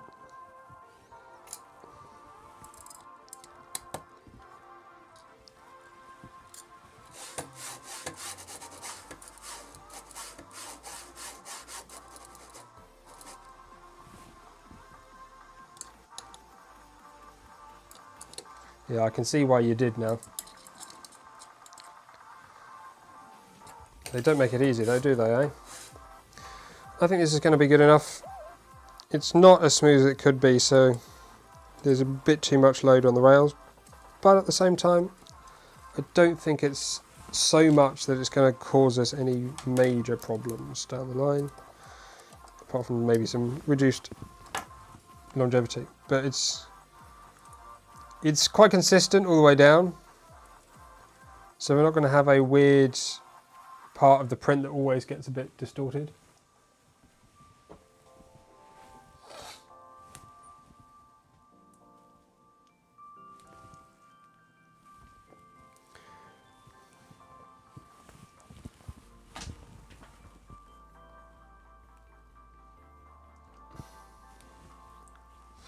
Check for any binding or snags while moving the bed carrier up and down the rails. The bed carrier must be able to move freely along the entire length of the rail. If it does not, loosen the blind joints of the extrusion. Move the bed carrier along the entire length to progressively tighten the bind joint. Should it start to bind, loosen the bind joints and try again. It may take a couple of attempts to get it right. Unfortunately, there's not really enough, is it, because of the plastic part. If that mounting to the carriage is not square, the whole thing isn't going to move in the right way to do that. I'm surprised it even needs two rails. Does it even need two rails? Could you just single rail down the middle? Even on the side would probably be enough. It can't be that heavy for God's sake.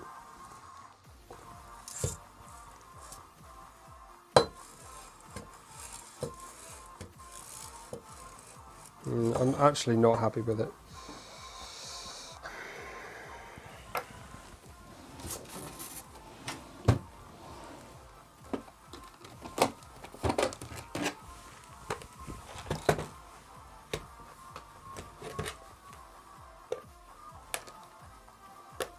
Bench is not quite done yet.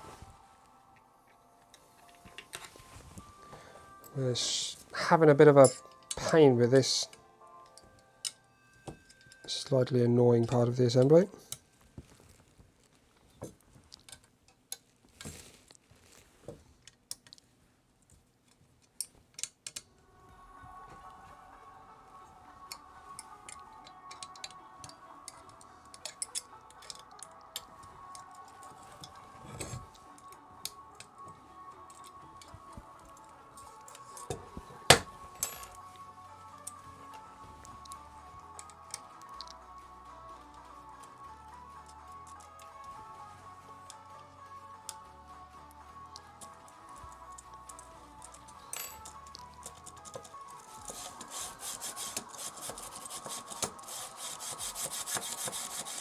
So that moves really nicely now that there's nothing holding it in.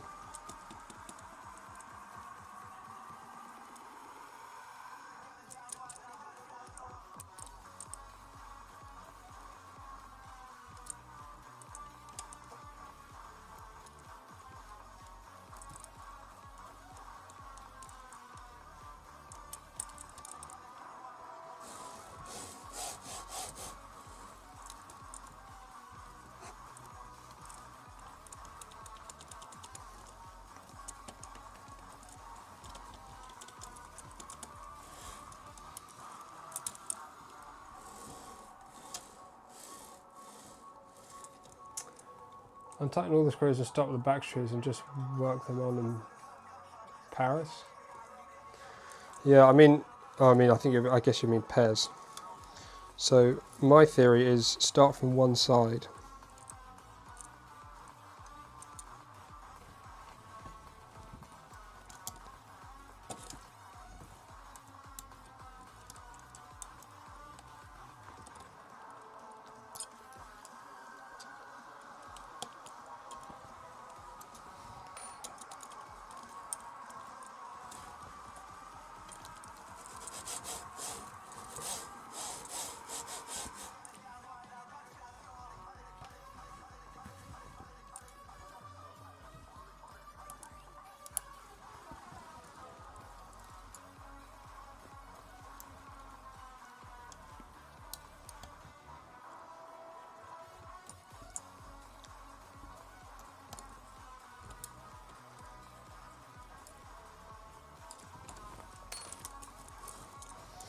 Suggestion was to start with the back screws. I'm not sure it makes much difference which ones we start with. I guess closest to, I mean, any of the ones here.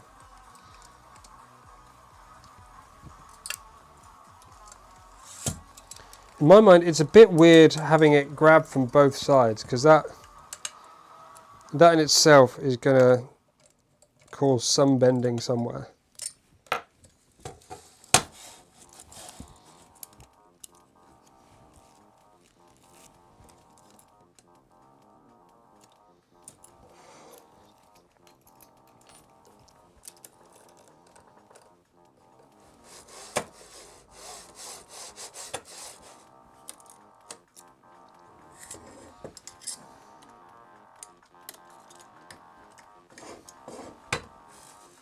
There you go, that's already screwed it up. One screw on the other side and it's completely...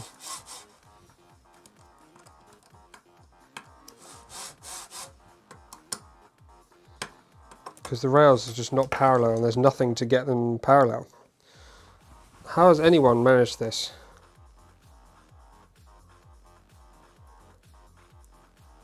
It seems to be basically just blind luck until you get them the right distance apart.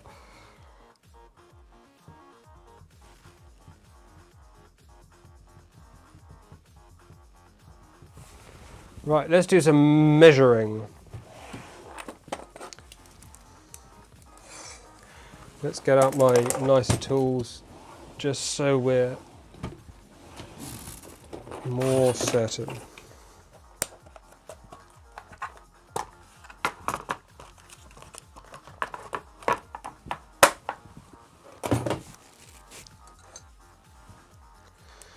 Right.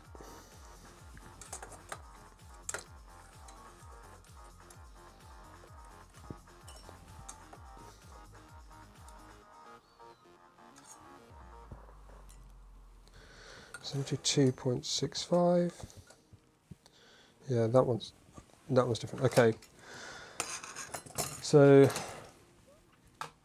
$10 from Pie-Eyed. Thank you very much. Very kind of you. Are you? Is that because you can see I'm struggling? I don't feel like it's like struggle. It's just a bit of a pain, this part, isn't it? Clearly. $10 super chat. Very good. So, where the dickens?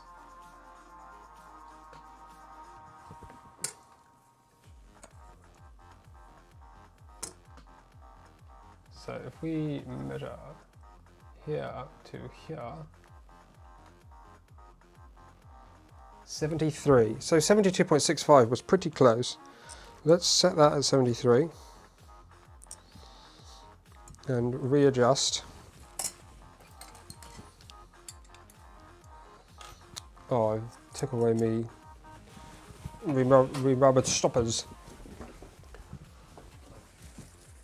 I just threw them away.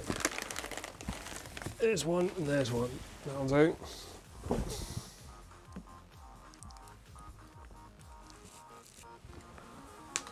I'm going to change this music. This did my head in.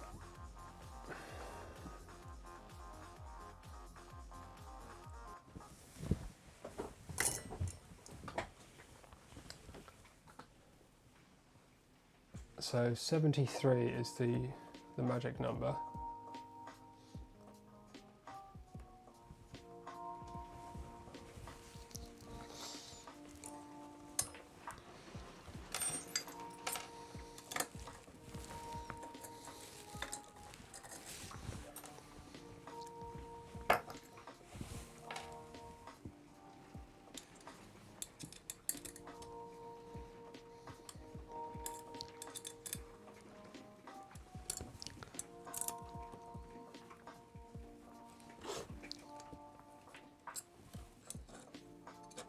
Okay.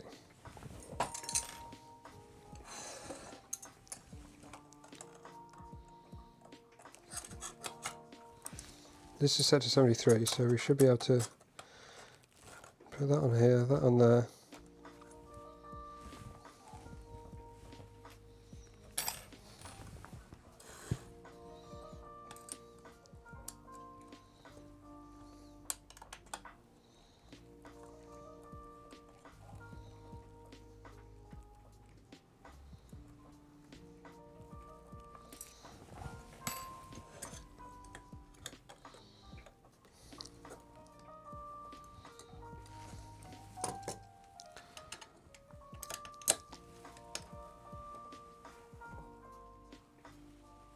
Oh, gosh.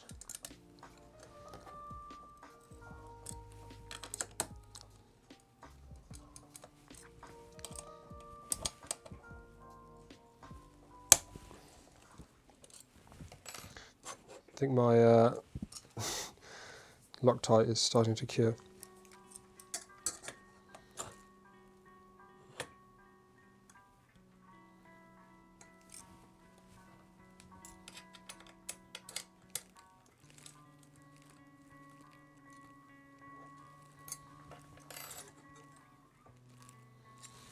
Right, let's give these two a measure.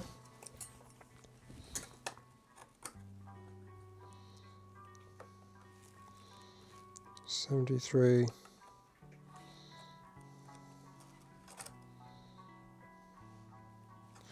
.01.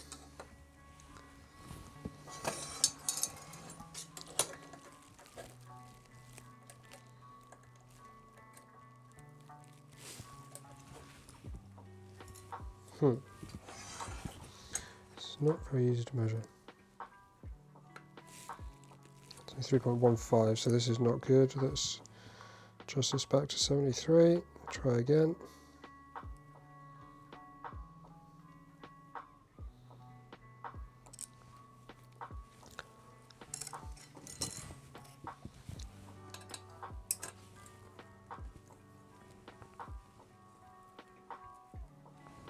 Yeah, Andrew, that's what I did. That was, well, kind of where I was going. The problem is, part of the problem doesn't align, well, it doesn't come from the alignment of these rails, rather the plastic mounts for the bed assembly.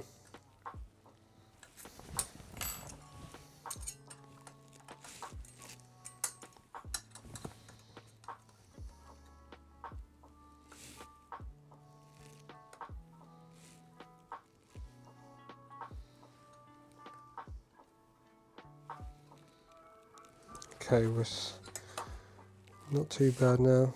They're a bit closer. Okay.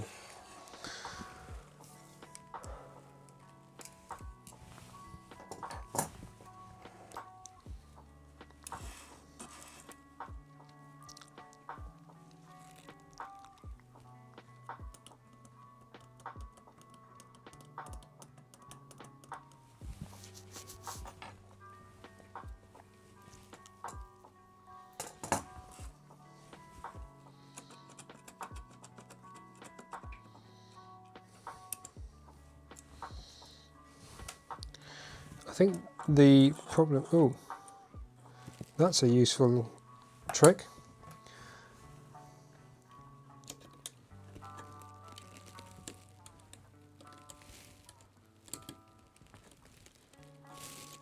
This is going to make all the difference.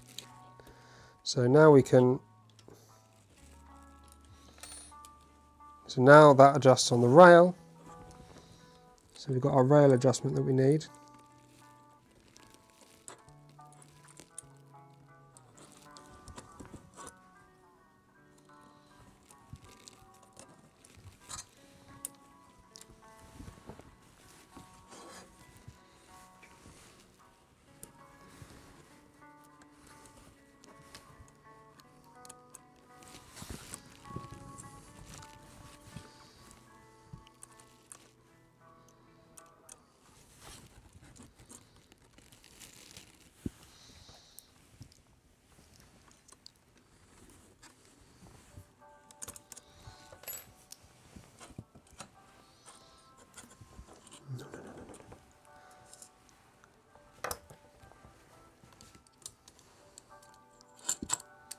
Okay.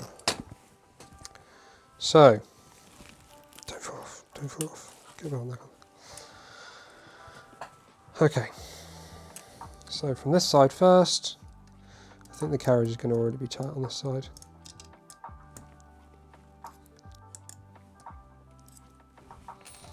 The carriage is tight, so that arm is now fixed relative to that. Let's go bottom next.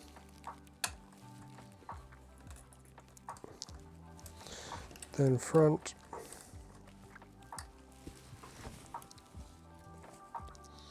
And then we'll do this slot here.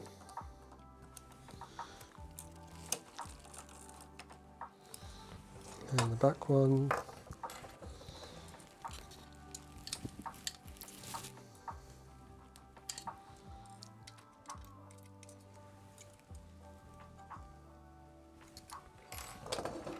We should still have pretty good motion because the just rails are still loose. Yeah, okay, so now it's getting this, because obviously if it's wonky then the whole thing needs to move.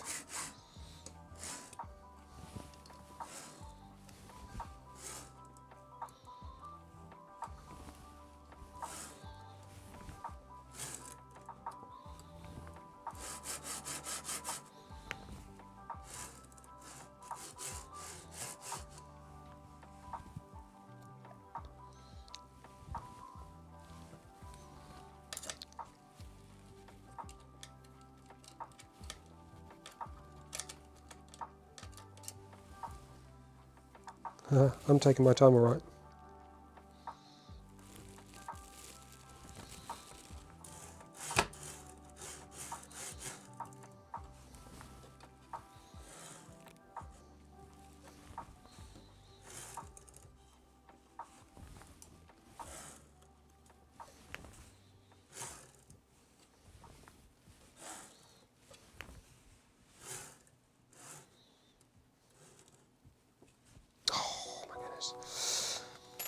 What's going to be a better way of doing this? I'm not sure this method is very good. Maybe just a loose tighten here. Move it up.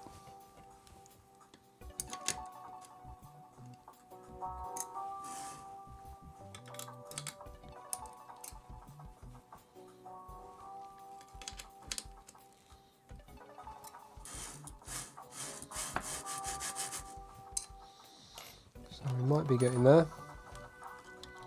Trouble is, once I've done this, I can't take this back out again. Those screws will remain forever loose.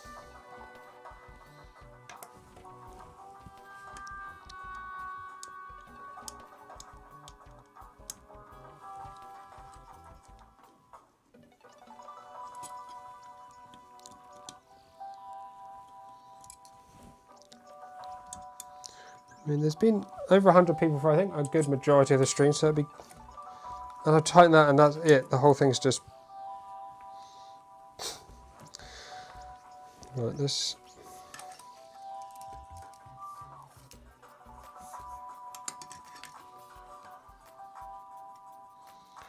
$84.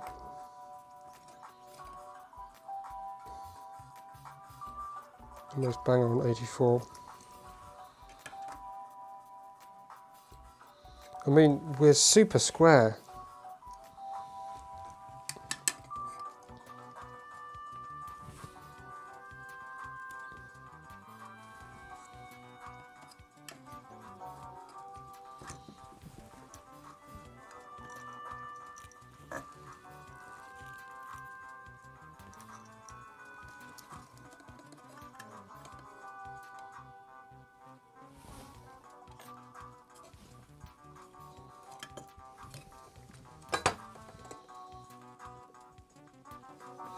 Not that square.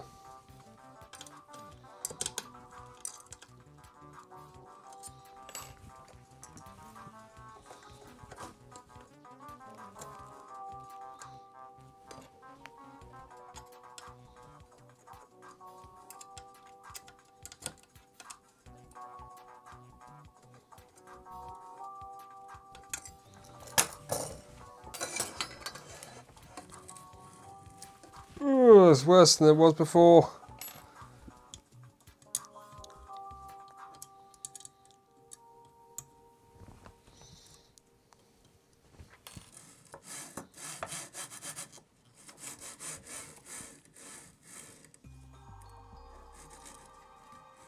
Yeah, someone else has mentioned the Kirigami bed to me. This is...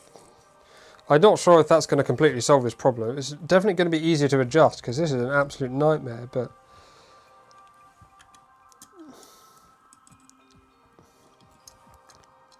This issue is really stemming from two high precision linear rails being assembled to non-precise parts without any form of jig.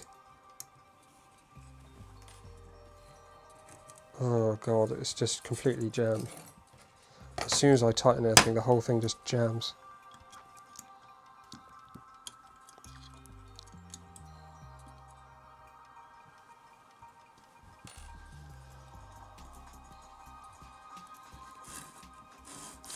Kind of attempted just to leave it.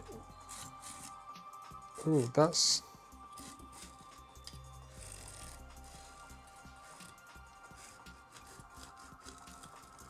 One of these linear rails sounds not very healthy already.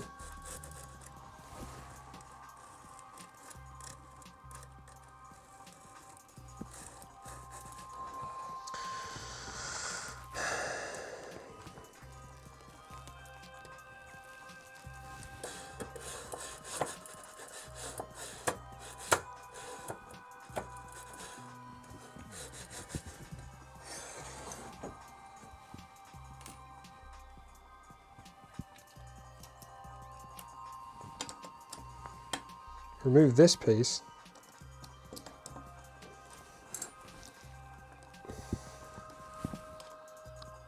And loosen this piece.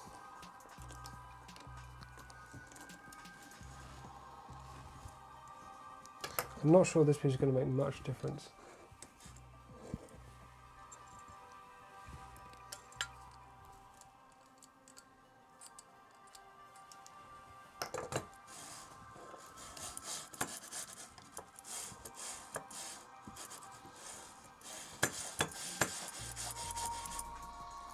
I mean, it's very easy to do if you just leave something a little bit loose. Like, that's the thing. It only needs a very small amount of adjustment. But it's being constrained in every single possible direction when it really doesn't need to be. For example, if you're constraining X and Y with this part here, I mean, this does not need to do anything on X and Y. This just needs to make sure this is lifting. So you only need to support this on Z. So screws that are holding it in all directions just seem redundant. It's just, I don't know.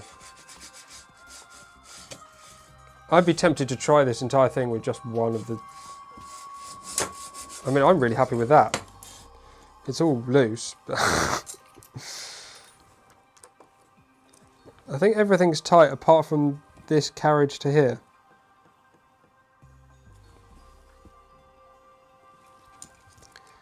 Everything's tight apart from the screws that hold this plastic side to that carriage. But as soon as I tighten one of these, I'm sure it's going to just... It might take two of them. But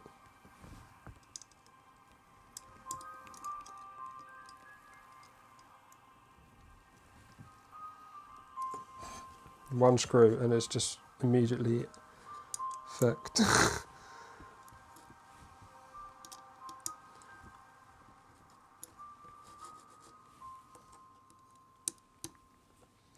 So on my, what I did previously on my extrudenator was actually print a TPU spacer. And that allowed the whole thing to float just a really tiny bit. So you have spacers on both sides of here. So the whole like assembly was sandwiched between TPU. So, I mean, TPU, it was still pretty rigid, but it's enough to give it that tiny bit of wiggle room that it needs to not just completely bind up. I'm just going to leave it like that. It's just silly. I'm not going to spend 10 hours doing it. We'll look at other design solutions at a later date to fix it.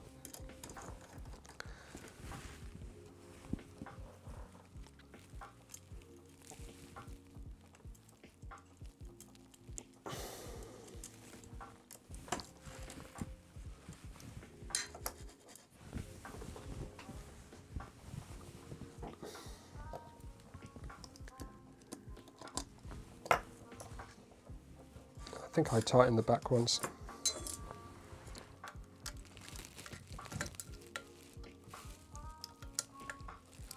Yeah, back's all tight.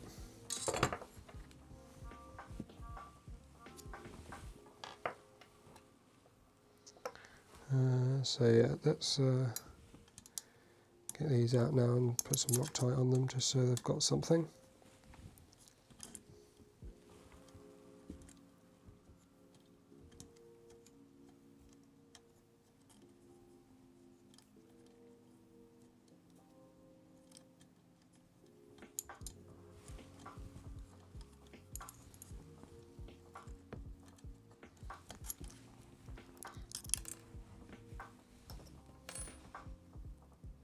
Oh, I think I already put Loctite on these.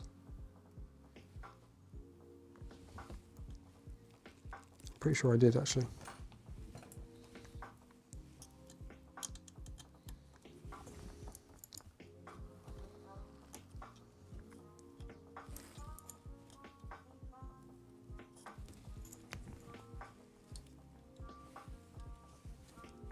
If I tighten that one, immediately jams.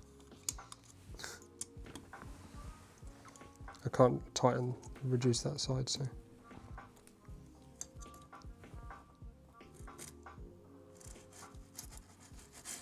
I'm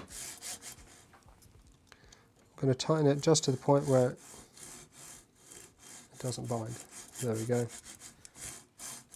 A little bit less.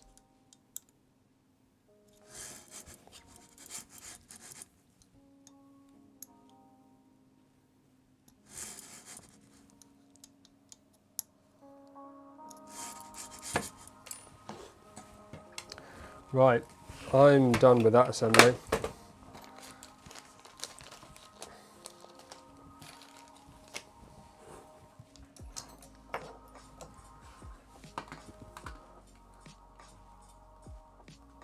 Next,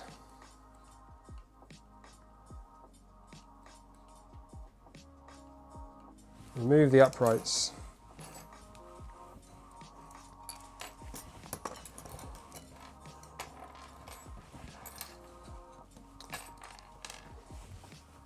Now these are almost certainly going to be dried now. Hello, we're good.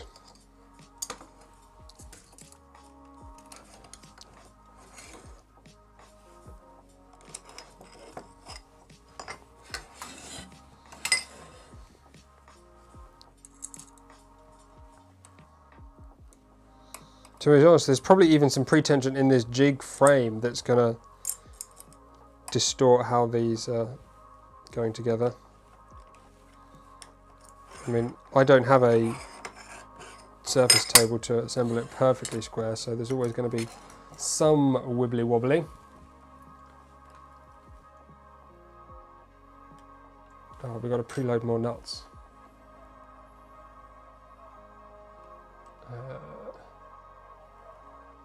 One M3 nut in the back. Oh, this is upside down. Is my bed on upside down? Oh no, what have I done? Is it wrong way up? Is it right way up? That's that way up.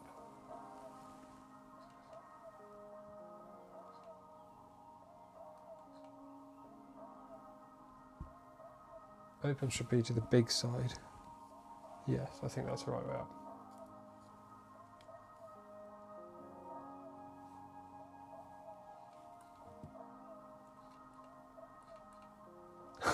It's quite funny when people are watching something that's not live and they comment on something, it's immediately obvious they're watching from like an hour back. Haha.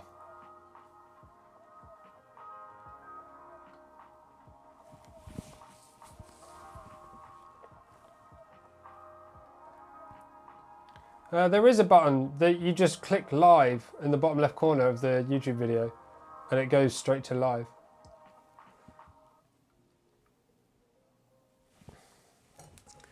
So on the way opposite this, so down here, one at the back.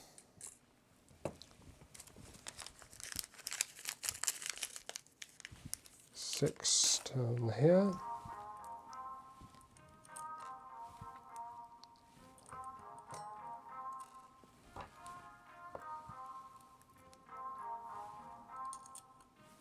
One, 2,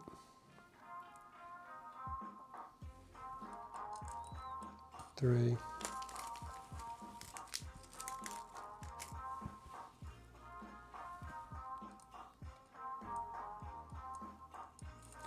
4, 5, 6. And then another 6 on this end. 1,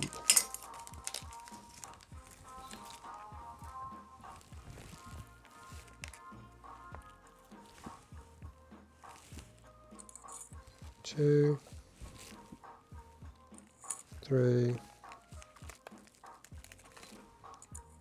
4,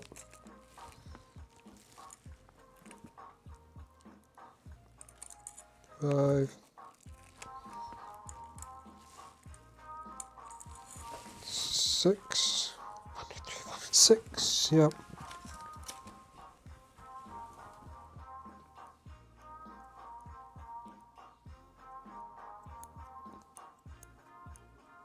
Yeah, if the live dot is not red, then it ain't live, mate.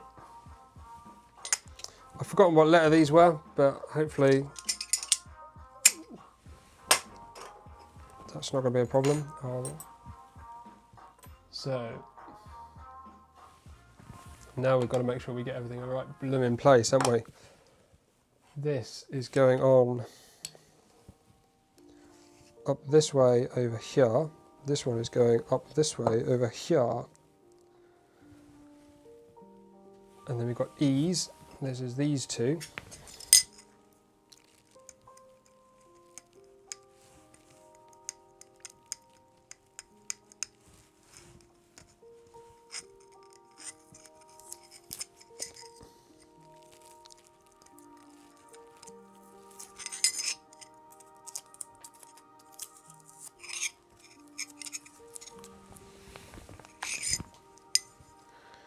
And these are going here and here.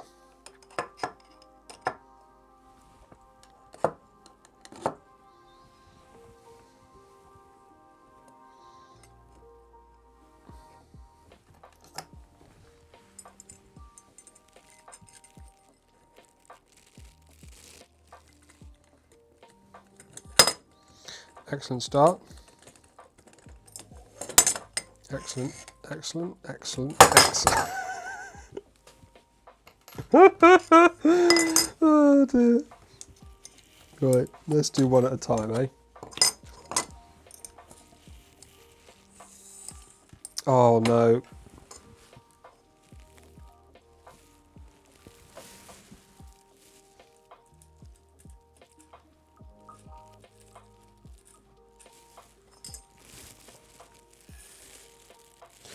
That's the 6 in there.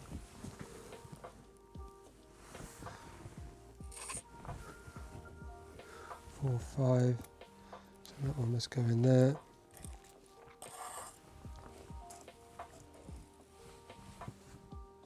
One down there.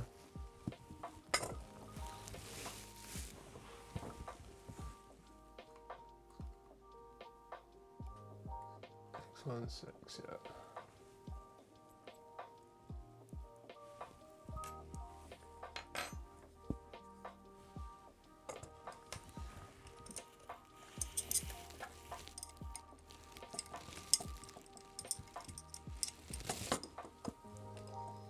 This bit needs like a table so you can put it on something that's taller. Be much easier. Let's use a box. Might only partially work, that box. Right, it's better than nothing.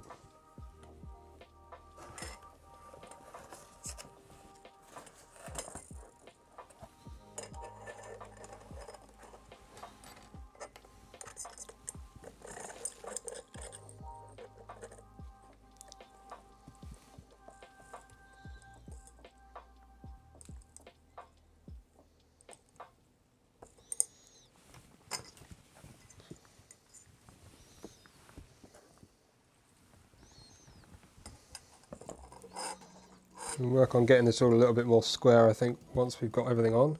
I think that will stop the nuts falling out. And then we don't have to be so careful.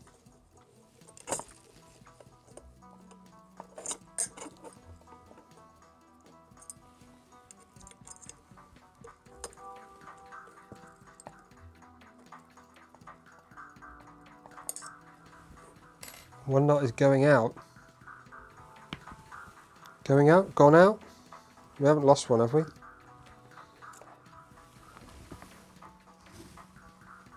One, 3, 4, 5. Oh, it's looking to escape, but it hasn't gone anywhere yet.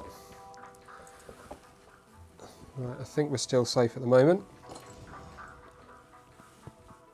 Another subscriber. Welcome in.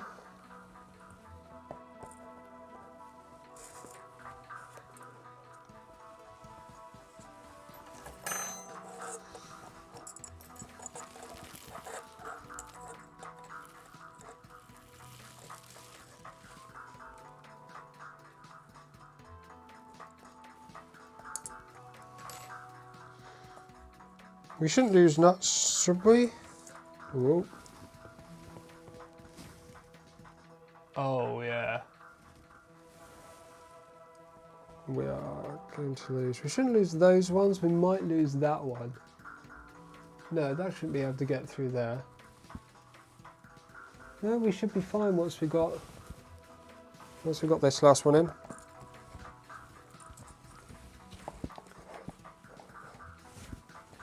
Let's do another quick ads. This video would not have been possible without our sponsor, LDO Motors. LDO Motors are well known for their quality stepper motors that feature in many 3D printers. But did you know they also do complete kits for VORON 3D printers?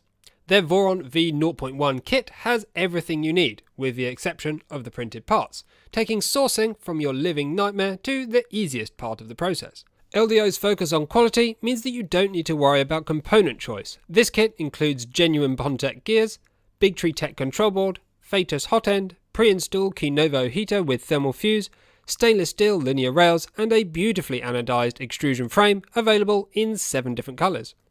With every kit you'll also get their brass heat insert tool, which, when fitted to a soldering iron, is the ideal partner for adding threaded inserts to your printed parts. If you're after an entryway into high-performance 3D printing, check out the VORON v0.1 kit from LDO Motors via the link in the video description, or carry on watching to find out more. Right, carrying on. We're at 108 people. Have we hit 100 likes? I can't see from this view. Ugh. Right. This one here, going on here, to here. Right. Should be there. Oh. Should now be able to. Oh, daisy. This is so precarious.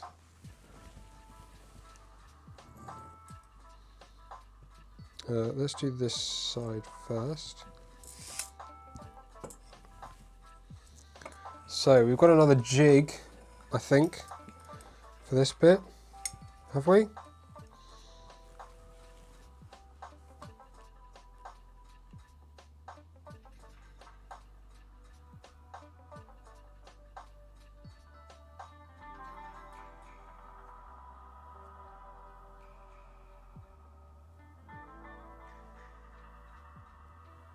Okay, we can get the H's on first and then we'll do the realignment. So M3 by 10.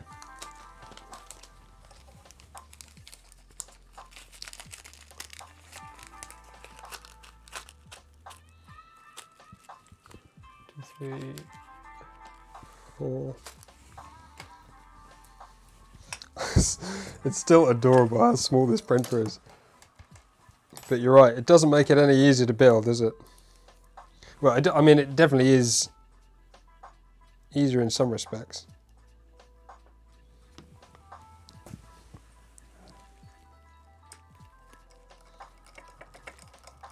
easier to move around, but still difficult.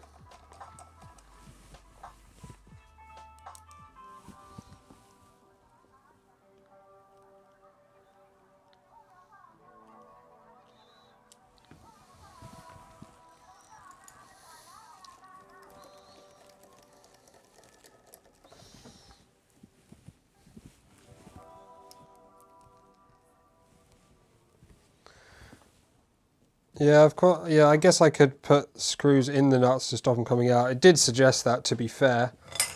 And I have actually done it a couple of times. It just... I guess I'm just being lazy. Maybe I shouldn't be. I just don't want to spend time putting screws in that I know I've got to take out. But I suppose it would save me a lot of time in the assembly of not having to mess around with other things. So it probably would save me time. So I probably should do that, shouldn't I?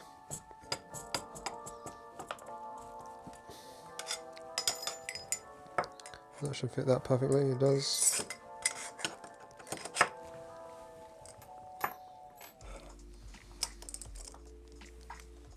It's annoying these don't work. I wish these had a longer head.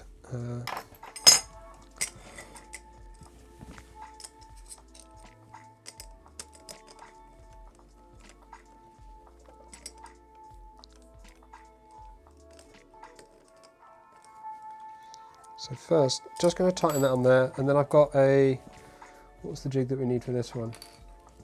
37? Is it 37? Yes. So I've got a slightly different 37 jig, which will do this dimension. So we can now loosen this one. Come on. There we go. Push that against the jig and tighten it in. It's totally not even close to square. Let's try that again. Oh, no, no, no, no, no, no, no, no, no, no.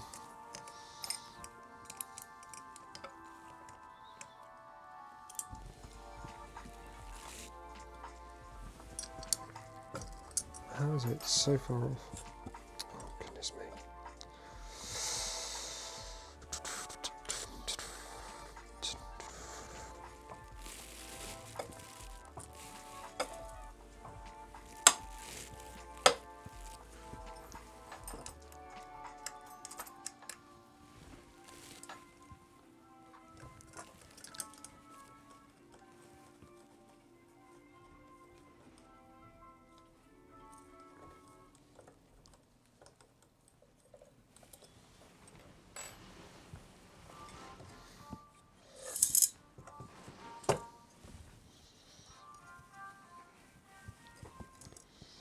Okay, so I think we're looking a little bit more stable, so let's have a go at this again. You loosen jig on here, that against there, re-tighten onto here.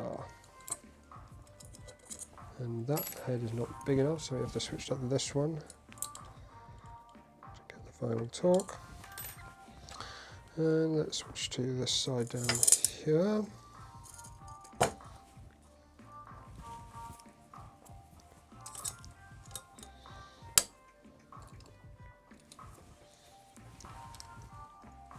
Same 37, hold it in place, push that against there.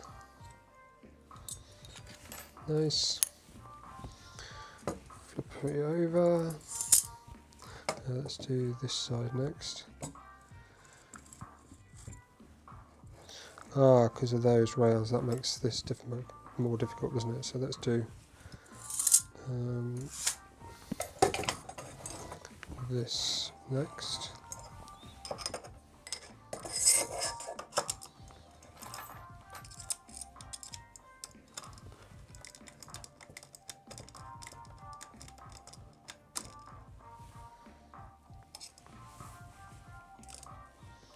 I thought V-Minion was coming a lot sooner than that. They certainly made it sound like it's coming a lot sooner than that.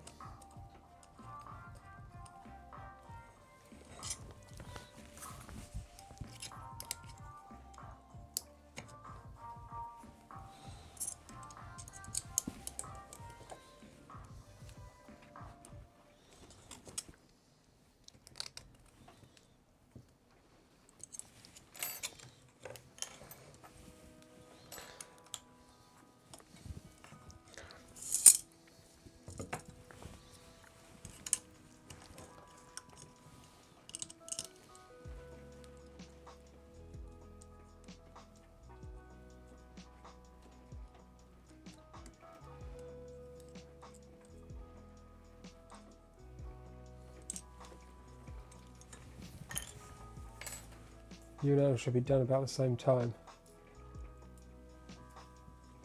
I missed what that comment was about. Someone being sarcastic about my assembly speed.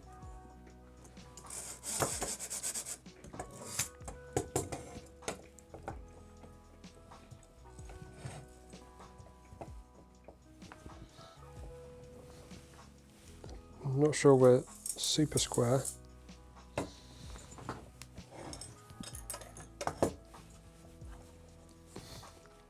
I really ought to be building on my workbench surface. It's significantly flatter than this. This is obviously all oak, so although it's lots of little pieces, it probably does still warp plenty over time. Whereas that is like a engineered wood MDF, so it's a bit more stable. Oh, we can probably improve these parts, can't we?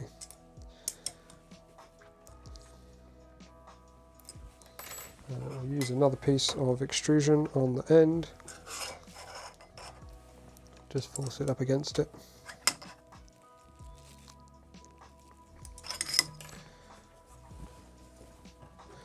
Do the same everywhere else.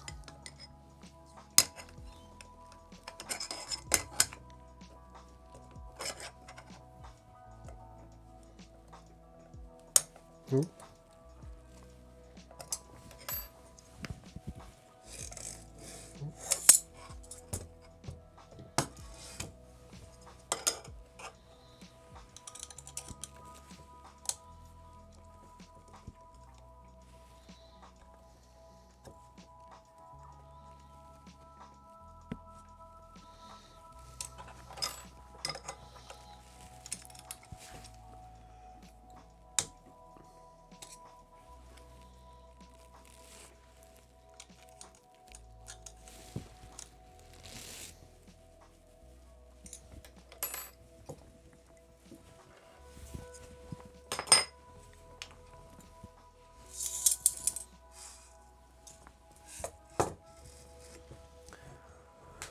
Whew, right.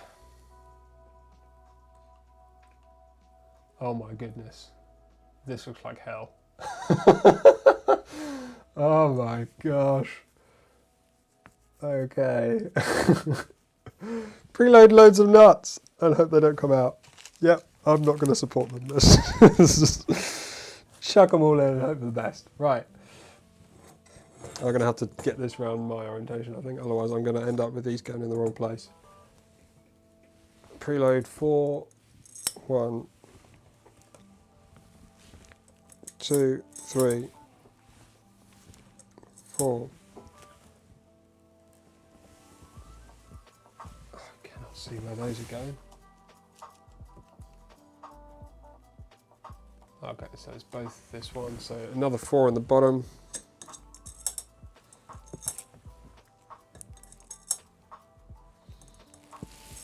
4 down there, and then 3 on this side.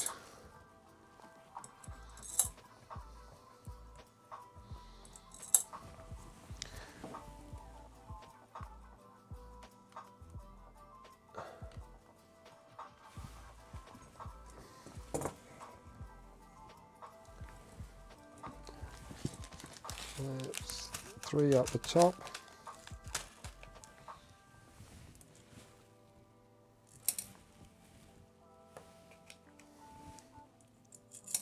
One thing I am glad is that they do tell you you need to preload them, given that they are needed. And then another 3 down here. 2, 3. Preload 3 up here. 1.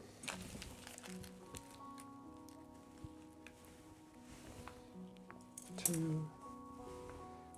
3. If you want to know prices, check the top link in the description, right at the top, the LDO one. Then you'll be able to find information about distributors, and that'll give you a suitable price for your particular location.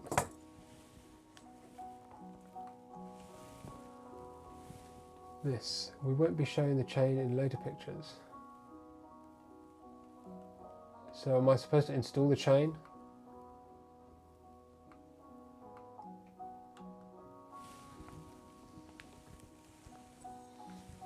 don't have a nut there, do I? Oh, this is... Okay, M3 by 6. And the other end of the chain.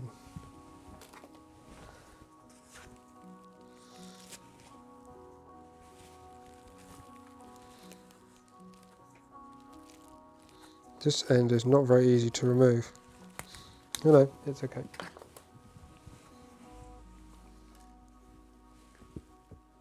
Looks like the end hole, the farthest one.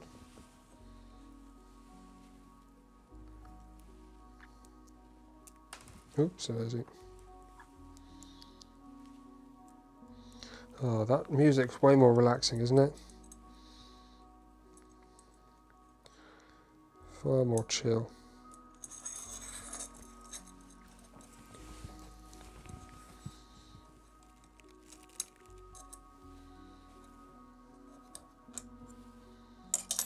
Oh, shit.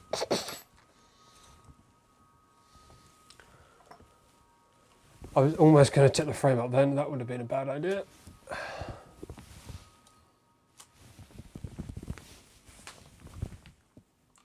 Panel.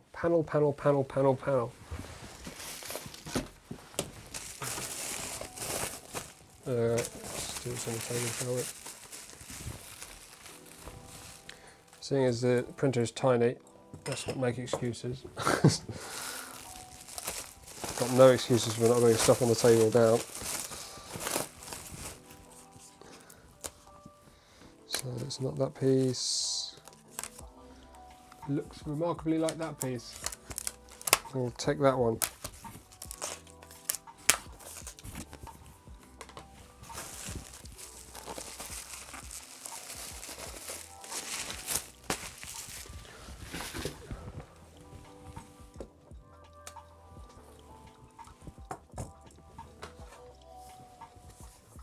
What are the chances that this doesn't fit?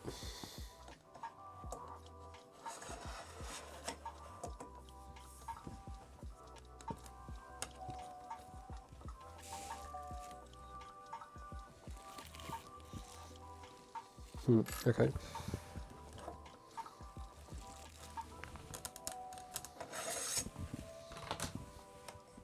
This needs to be right up in that corner.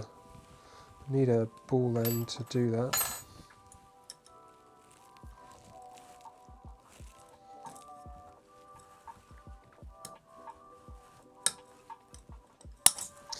These ball ends that have come with this LDO kit, unfortunately, are not particularly great.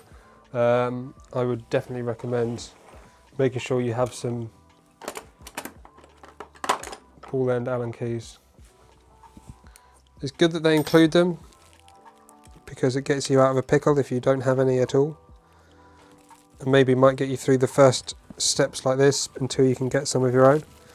But I definitely recommend getting some of your own.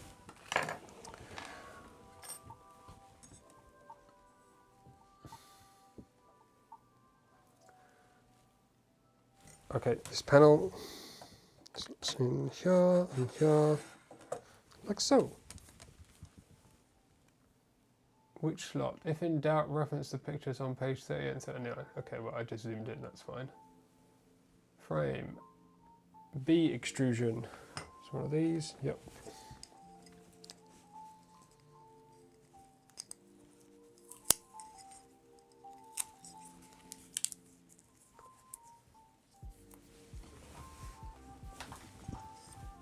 And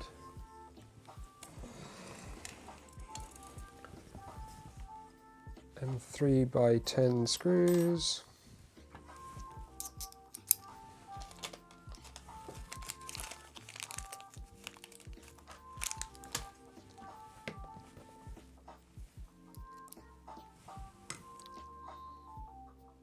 It does make the camera work much easier on a small printer because it's just like all zoomed in all the time.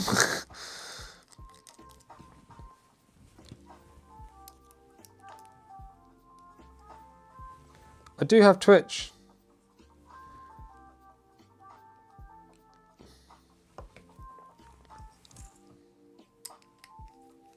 Not had it very long. And I don't know what that one person is watching.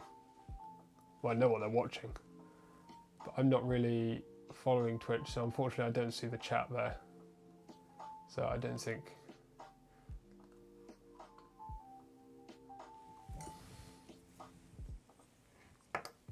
I do actually have a macro lens, to be honest. I mean, I can go closer and we can switch. So I could put it on like this, which gives you much closer view, but then you can't see the instructions. I don't know how much people enjoy watching instructions. I mean, not watching watching instructions. How useful it is to have the instructions, I should say. I always think it's quite useful, but maybe you might disagree.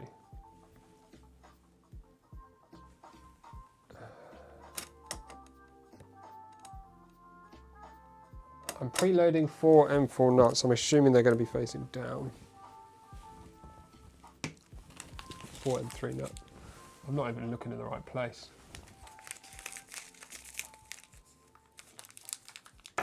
I can share the Twitch name. It's Vector 3DP.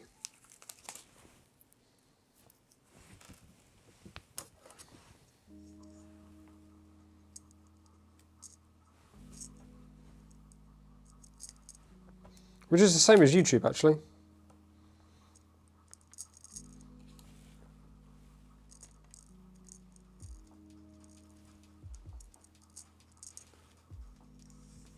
I'm also an engineer, and I do not have a hatred of instructions at all. Well, I never really follow them, but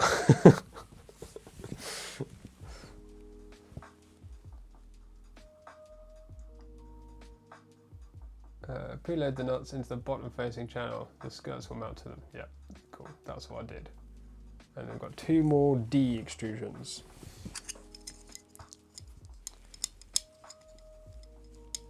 And it looks like I've missed some screws somewhere.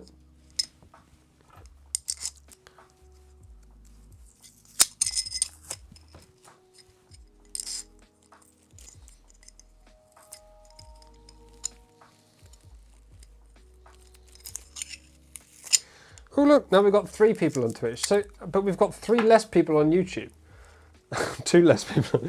2 people just moved from YouTube to Twitch. Don't really mind if you do. Doesn't make much difference to me, I don't think.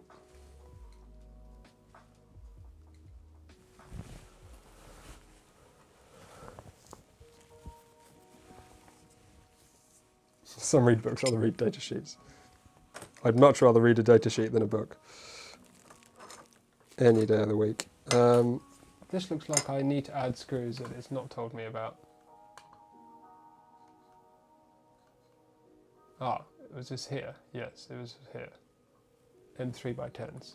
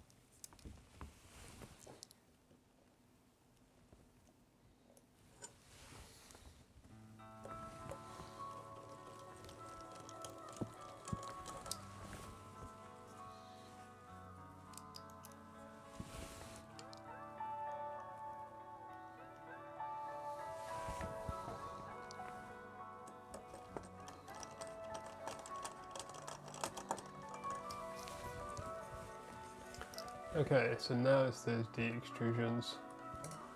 Let's get them on. Let's get them on the right way around. Ah, this is where we need those 2 holes to be pointing in the right direction. So 2 holes is going to be this way.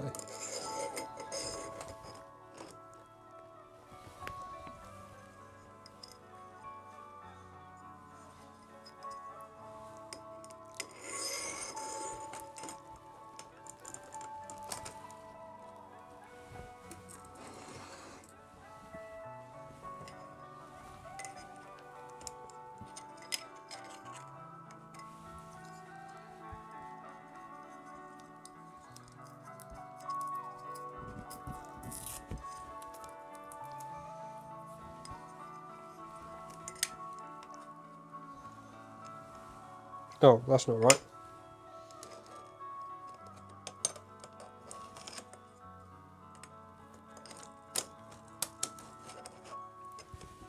There you go, that hole's got to be facing up.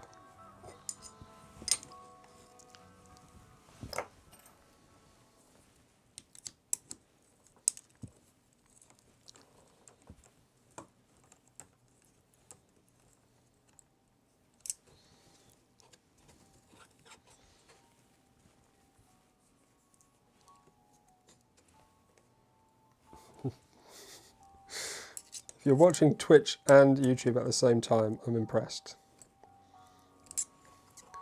Something tells me it's not possible. Listening to both at the same time, that could be possible, but also quite distracting. At best, distracting.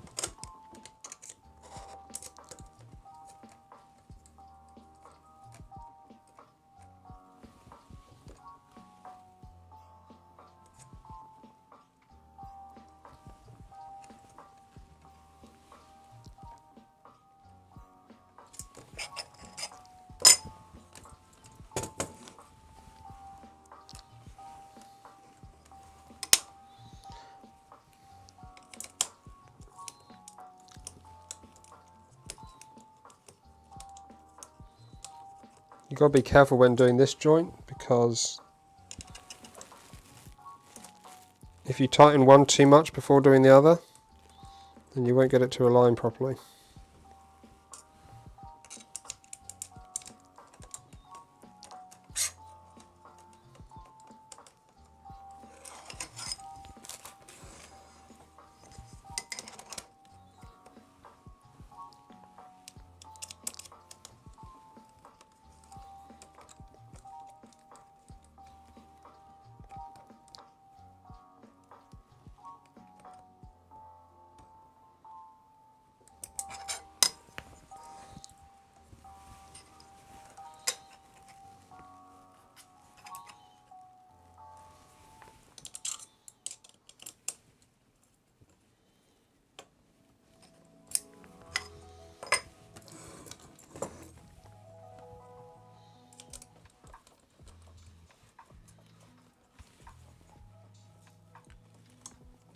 What are we up to now? 2 hours. Twitch is saying 2 hours 40. This is saying, oh, because I did a bit before. How long are we? 3 hours and 10 minutes. Have we actually been? Probably should stop at some point. Hopefully we're near to the end of this section and then we can stop.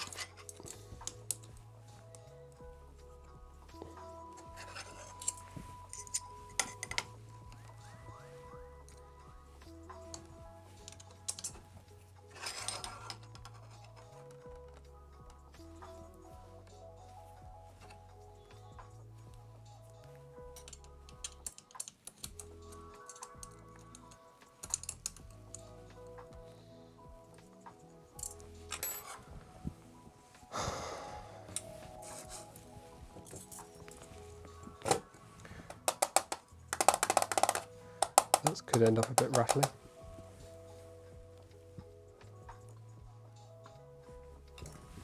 I think the whole blooming thing looks pretty darn good, doesn't it?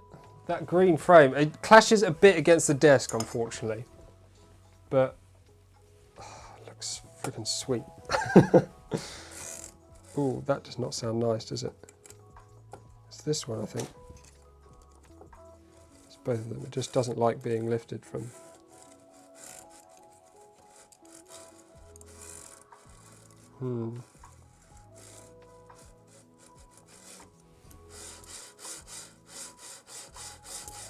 We'll see what it's like when we get beds and stuff on it. Obviously it's never going to move that fast, so. Oh, one person watching. One person watching and twatting on... watching and chatting on Twitch. That definitely didn't just happen. Carry on. More nuts. Verify preloaded nut count. 6 there, 3 there, 3 there, 3 there, 2 there,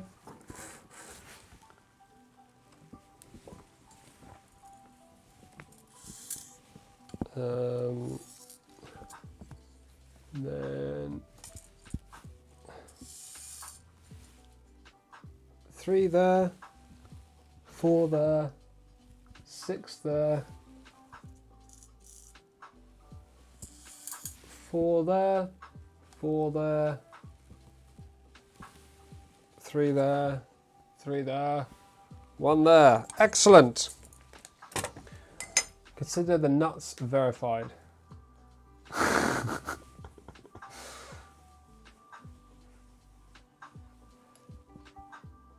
I'm surprised it let you share that, Ollie. Never mind.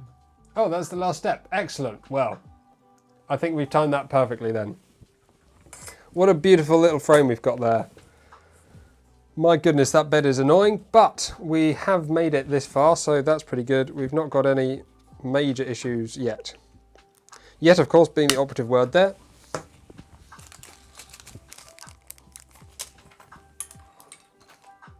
There's absolutely no reason why we can't still have plenty of issues. So we've got that to look forward to.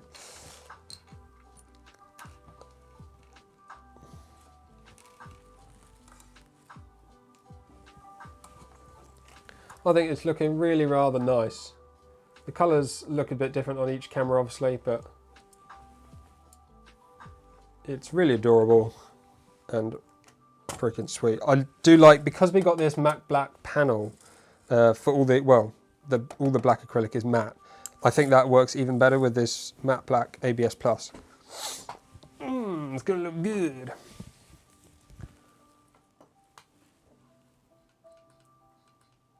I think the chain links are correct. They look correct compared to the models that are shown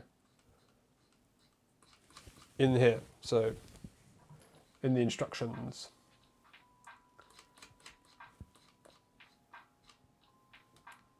I can't remember where they are now. Right, the first step. Yeah. Yeah, we're good. We're good. We're good. We're good. We're good. We're good.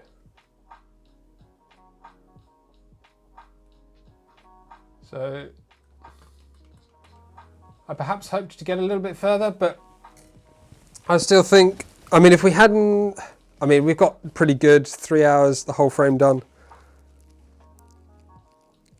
And as people have mentioned, this bed seems to be the very most difficult part, so that bodes well.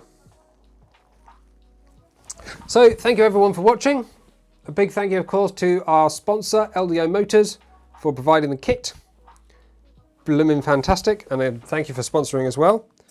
So the next stream, maybe we'll do a Wednesday one on Wednesday, same time, at 7:30 GMT we're on now, so we're on Greenwich Mean Time, Meridian Time, whichever M it is, rather than the British summertime. So whatever your GMT plus or minus is, they all work exactly now, and it's much easier to work out.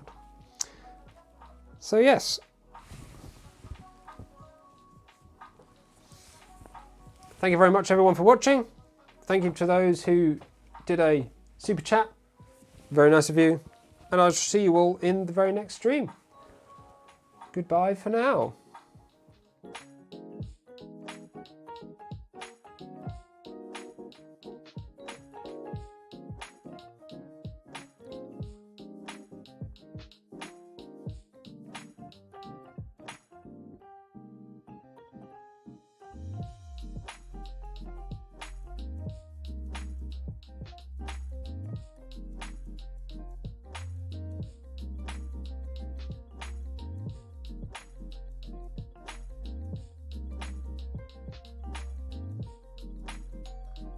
So let's say you have to read an